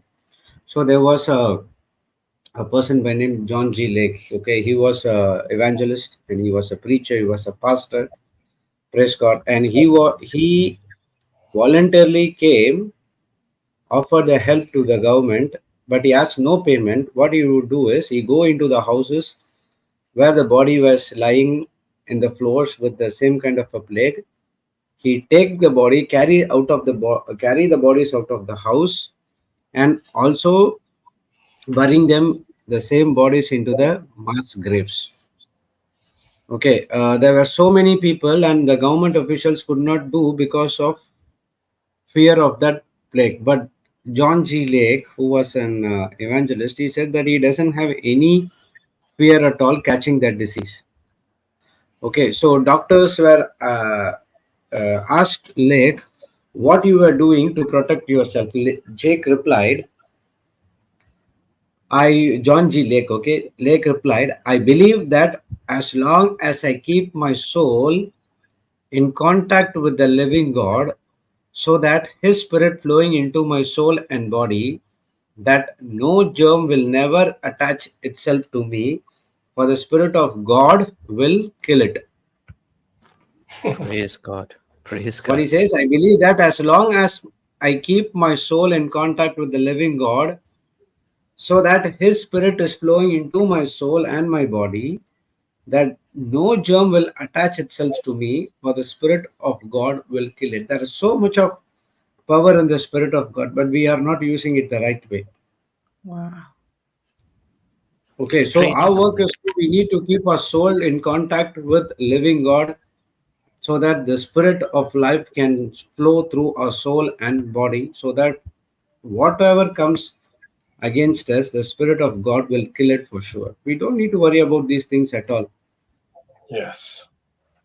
And amazingly, what the next thing happened is he want to prove it. Okay, so he said that you take a foam of that lungs of the dead plague from the victim and put it under microscope, see what happens. So the doctors took it and they put it on the microscope. They found that these germs was what it say, it is Active.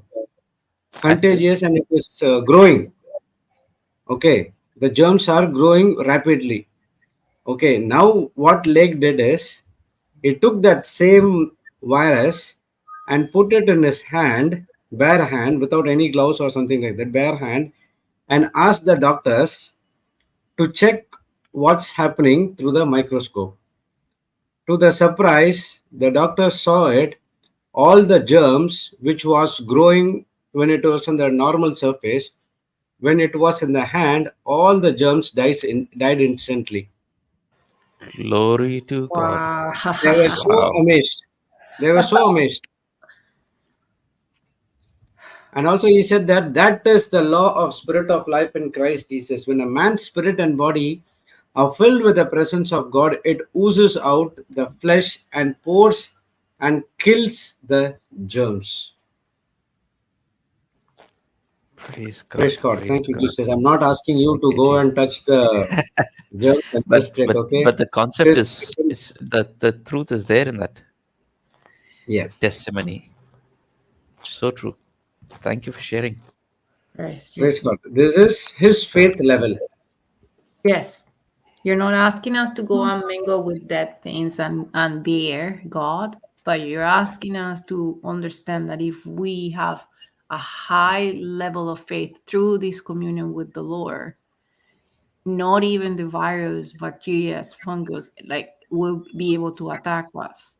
Yes. Because as Amen. we say in the Praise prayer, God. say as you mean it, right? We say every virus, every bacteria that touches our body dies instantly in the name of Jesus. Amen. Absolutely. Beautiful. This is what we ought to know, because according to Jesus' time, leprosy was a very contagious disease. Yes. That's why they were isolated. True. True. So if anyone gets in touch with them, they will contact the disease. Correct? Yes. But what Oh happened yes. with Jesus? What happened with Jesus? When Jesus, the clean, because he was clean, actually these things happen because of uncleanliness, which is we are not aware of the cleanliness that we should be having with the Spirit of God. Jesus, the clean, touched the unclean, and the unclean became clean. Yes. Praise God. Yes. That's what Isn't we're it? called. So, with our faith growing in all the cleanliness and the purity of the Holy Spirit, what pandemic or disease can ever come near us?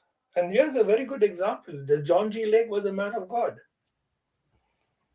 He knew the truths that are hidden there. And today you and I are coming to know the truths as we lift pages and pages and pages of these scriptures that are there. And they're all underlying. Correct? When we come to know this, when we say, Lord, when you Yes. touch the unclean, they became clean. Why can't and then he says, yeah, get into that relationship with me and you become like me. And as St. Paul says, for me to be like it is for me. I desire to be like Christ. That is why even when we walk past people, those who are, it's not us really, it is the presence of God. We're only Hallelujah. Yes. we're only carriers. It's all is how you connected to the source. Hmm. Hmm.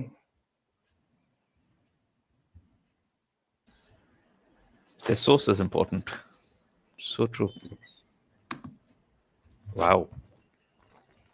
Yeah. Why was Jesus' prayer in front of the tomb of Lazarus when he said, Father, I know that you hear me all the time? Why?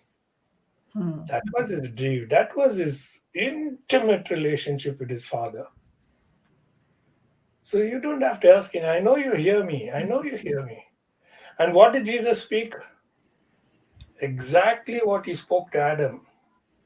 He blew into the nostrils of Lazarus from outside the tomb, and his body became a living being. Didn't he not do it when he was with his father up there in heaven? Up there. Yes. Yes. In the beginning Why did he of do it creation. here? Or why did he do it in Bethany? To show you and me that you can do the same. Because he said it. Yes. Even greater things than these you will do. Many Thank you, make the mistake Jesus. and misquote that scripture by saying, greater things than I have done, you will do. He has never said that, greater things that I have done. He said, greater things than these you will do. Because we cannot do anything if it's not with Christ, right? Yes. We are doing it in His name, so He is doing it for Yes. us. How can we do anything greater than what He does?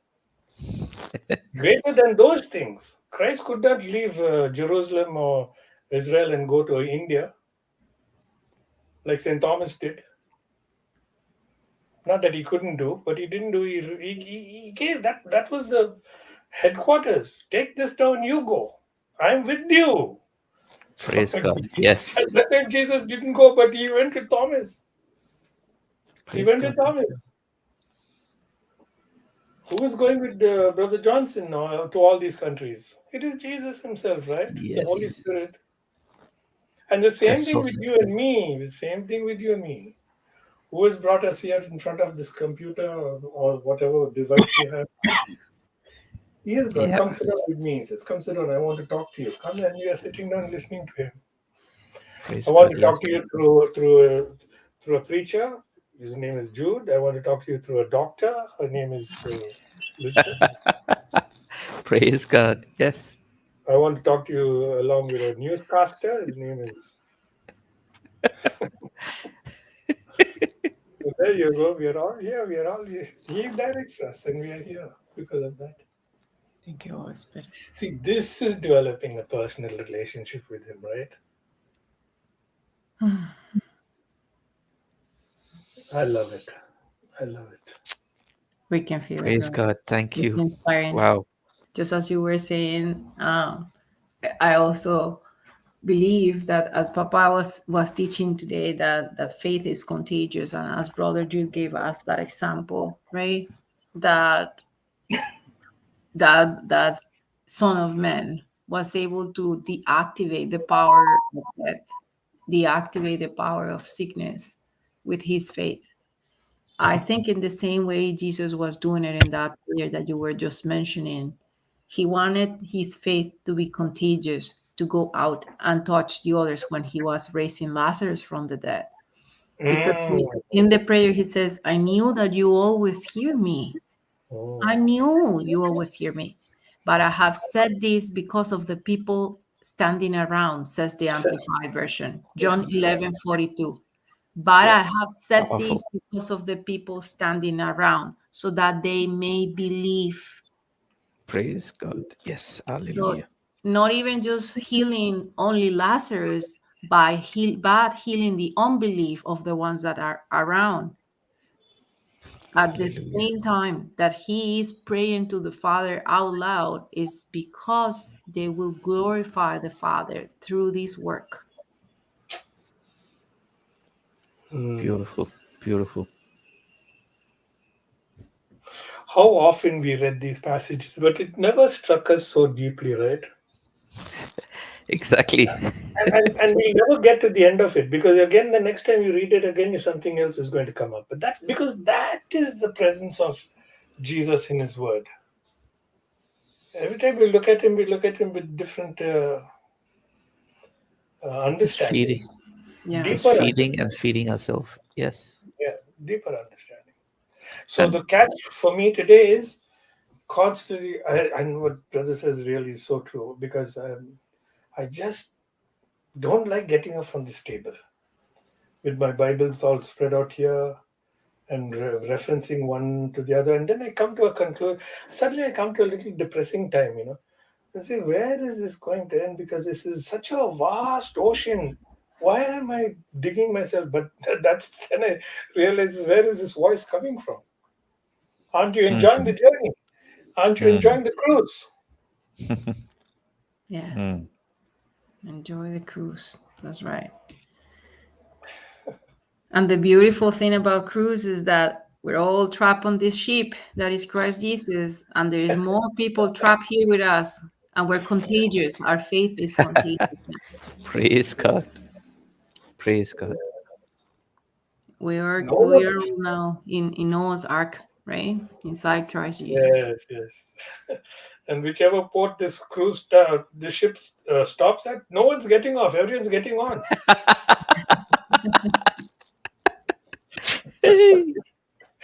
Uh, Praise God. It's so Praise God. exciting. So exciting. Praise God.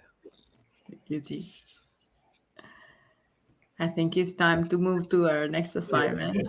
Praise Yes. Jesus. So let's go into tongues, and then Brother Hector, can you gift us with the Thanksgiving prayer? Praise Jesus. Do you remember that day that you got that revelation? It was no longer closing prayer, but Thanksgiving prayer.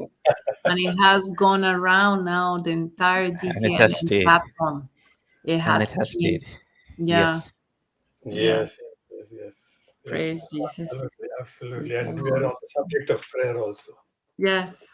Thank you, Holy Spirit. Praise you. Hallelujah. Thank you, Father. Thank you, Lord. Thank you, Jesus. Okay.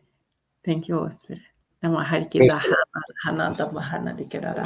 Rebe bereti haira kushukulur haira hata salarahar babarati kishikit kurutu Para tulorosh. pahari kerara Oro bahana shuholoro hetere behere tikishikilarata. Nayara mahada Alara mana harababara namari salarahate. kerara bahara da payere kerana Here bara tikishikili da hada bahara Oh, tikis Lord, me and bahari my haira lara maira. kerana yere kerara. Rushu holorote Tara da hetehe. yara bahara katana namana. Here Ana behere mara da hana mara yere kerara. tikashikalarata salarahara. Ana mahiri kerara da Haira bahara. Oriama hara Karadesha babara shaha Karadesha koshi hete Lara da da pa kishikelerehe. pa pa pa pa pa pa pa da da da da da da da da bahara da. Oriama Shaha lara Karadesha baha. Para da da para para La para. shoforo Para soloro para hotehe. Oriama para para Lehere para. beberete Para kishikalara haha. La hara babara salaraha. Almani Minishukuru Here teke shika tikiriti ho. Roto hora hara maha. Haira bahara salaraha teke shikileretehe. Omia Karadeshi Hara Karadesha salaraha yaraha. Rababara salaraha taka salaraha tehe. Ishikiliriti kurusho doloroho. Rusho holoroho. Hara babara sakararata salaraha tehe. Rete kishikiliriti hete hete. Tarata la la la la la bahara taka salaraha tehe. Heti kishikiliriti kirishiku titarata la nimarvara. Kishika hara saha. Razamlar Toruhuto Yuroto Siki Herete Perete Ramaha Omia Kashahababa Rata Salarahati Eke Shete Oria Karamana Shikara. Titi Turutu Loroho Rotolo Sorohora Shaha Taha Babashahila Rata Salarahate Lashaha Babara Shakalarate Rete Shikilirite Rete Kishata Larata Oh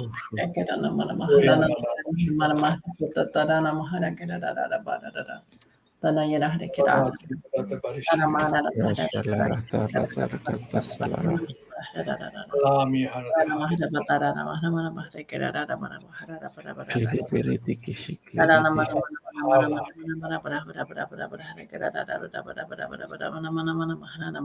Praise the Lord. Thank you, Jesus. Hallelujah. Yes, yes, Lord, yes. We do not want to stop this. We just want to continue to praise you and glorify you. And we know that even when we get up from here, this life of prayer will continue to be with us even as we move along. And so we just want to thank you for having brought us here, for having opened up the doors for us. What you open, you'll never shut.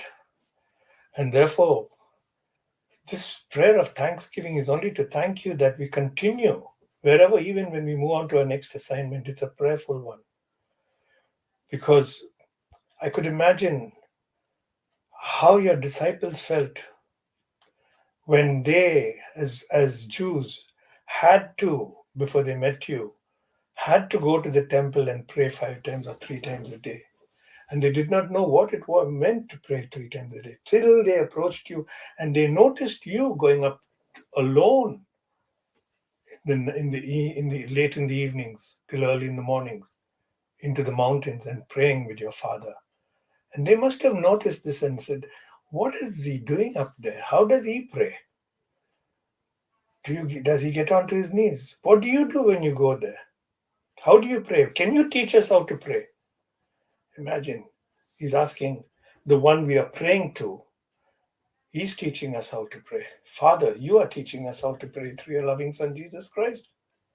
And what a beautiful way your Son has taught his disciples, which he's teaching us today. And today it's becoming so much alive and more meaningful as we pray the Our Father. As he said, whenever you pray, say, Our Father in heaven. You did not even tell them, say, My Father in heaven. But just to show that we are all creation of God, the same Father, we are all brothers and sisters and co-heirs of now. Now we know that we are co-heirs of Christ, as you're given in Romans. And we want to hallow your name, because that name is hallowed. It's holy. It has been so holy even in the time of the Jews, even till today, that they cannot write the full name of God because of that reverence they have.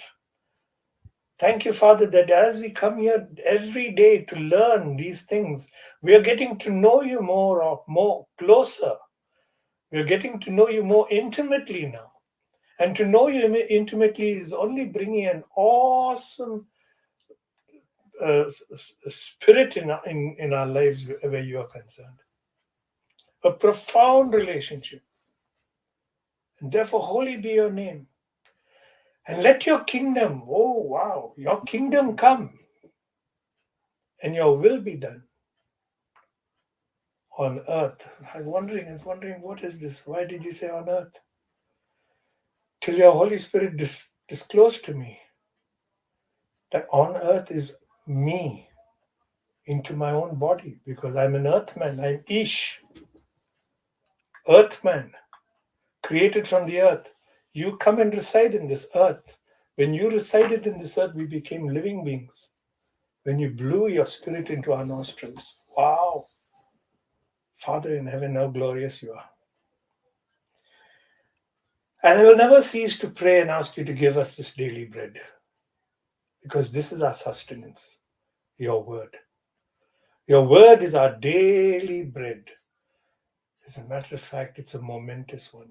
Every moment that your word will reside in our hearts, will reside in this earth body, which will transform our entire being. And when we have your presence, we then become to be aware of how sinful we are because of that sin of Adam and Eve. But thank you that when we ask you to forgive us our sins, you forgive wholeheartedly, because inasmuch as we would love to forgive those who sin against us, those who've injured us, we want you to forgive us even more so that we can forgive more. And Father, when you received the Holy Spirit in the baptism in the Jordan, your Holy Spirit led you into the desert to be tempted.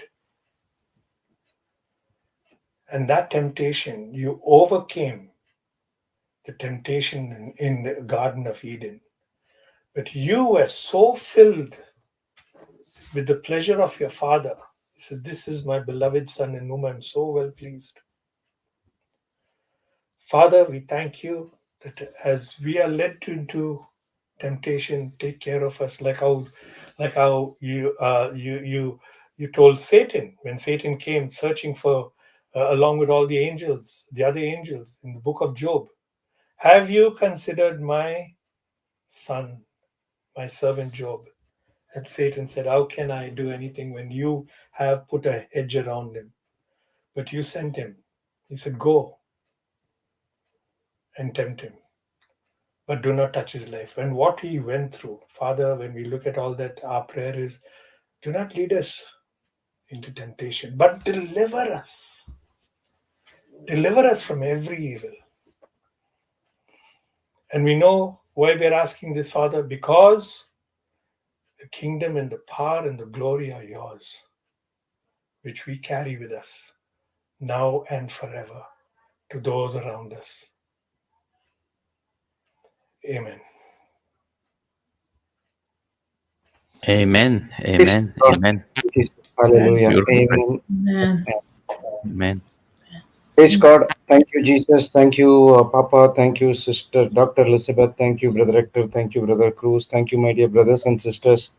So, a couple of announcements. Our Mangalore retreat starts on 4th to 8th English. It's in Summer Sands. The posters are out. The links are there in our website. So, please register to it. And before that, there's one more retreat in Atlanta, US, Atlanta, Georgia, and USA. And from September 1st to 3rd, and this retreat will be mostly conducted by our beloved sisters, Sister Jocelyn, Sister Kiyomi, Sister Florida, and our beloved Dr. Elizabeth as well. Praise God and other warriors who are there, and people who are in US, close by Atlanta, Georgia area, you can register through the links which is also in the website. Praise God, and you can also reach Dr. Elizabeth for the venues and other details as well, so she can also help you out. So registration is must, as the seats are limited. Praise God, thank you, Jesus. And this US retreat is not a residential retreat. It will be from morning till evening. And the Bangalore is a residential retreat. You can stay, food and accommodation will be free. Thank you. Praise Jesus. God bless you all. Have a wonderful day. See you again tomorrow morning. Thank you, brother. Praise Thank you. God. Jesus. Thank Thank you, you. Brother Jude. Thank you, Brother Thank you, Jude. Jesus. Thank you, Sister The Elizabeth. spirit Thank you, of Brother Hector. life Thank you, everyone. The spirit of life in Christ Jesus is inside of you. Start believe it and start activate it. God has Amen. blessed us all to be a blessing to the nations. Thank you. Amen. Amen. Glory. Amen. Shalom.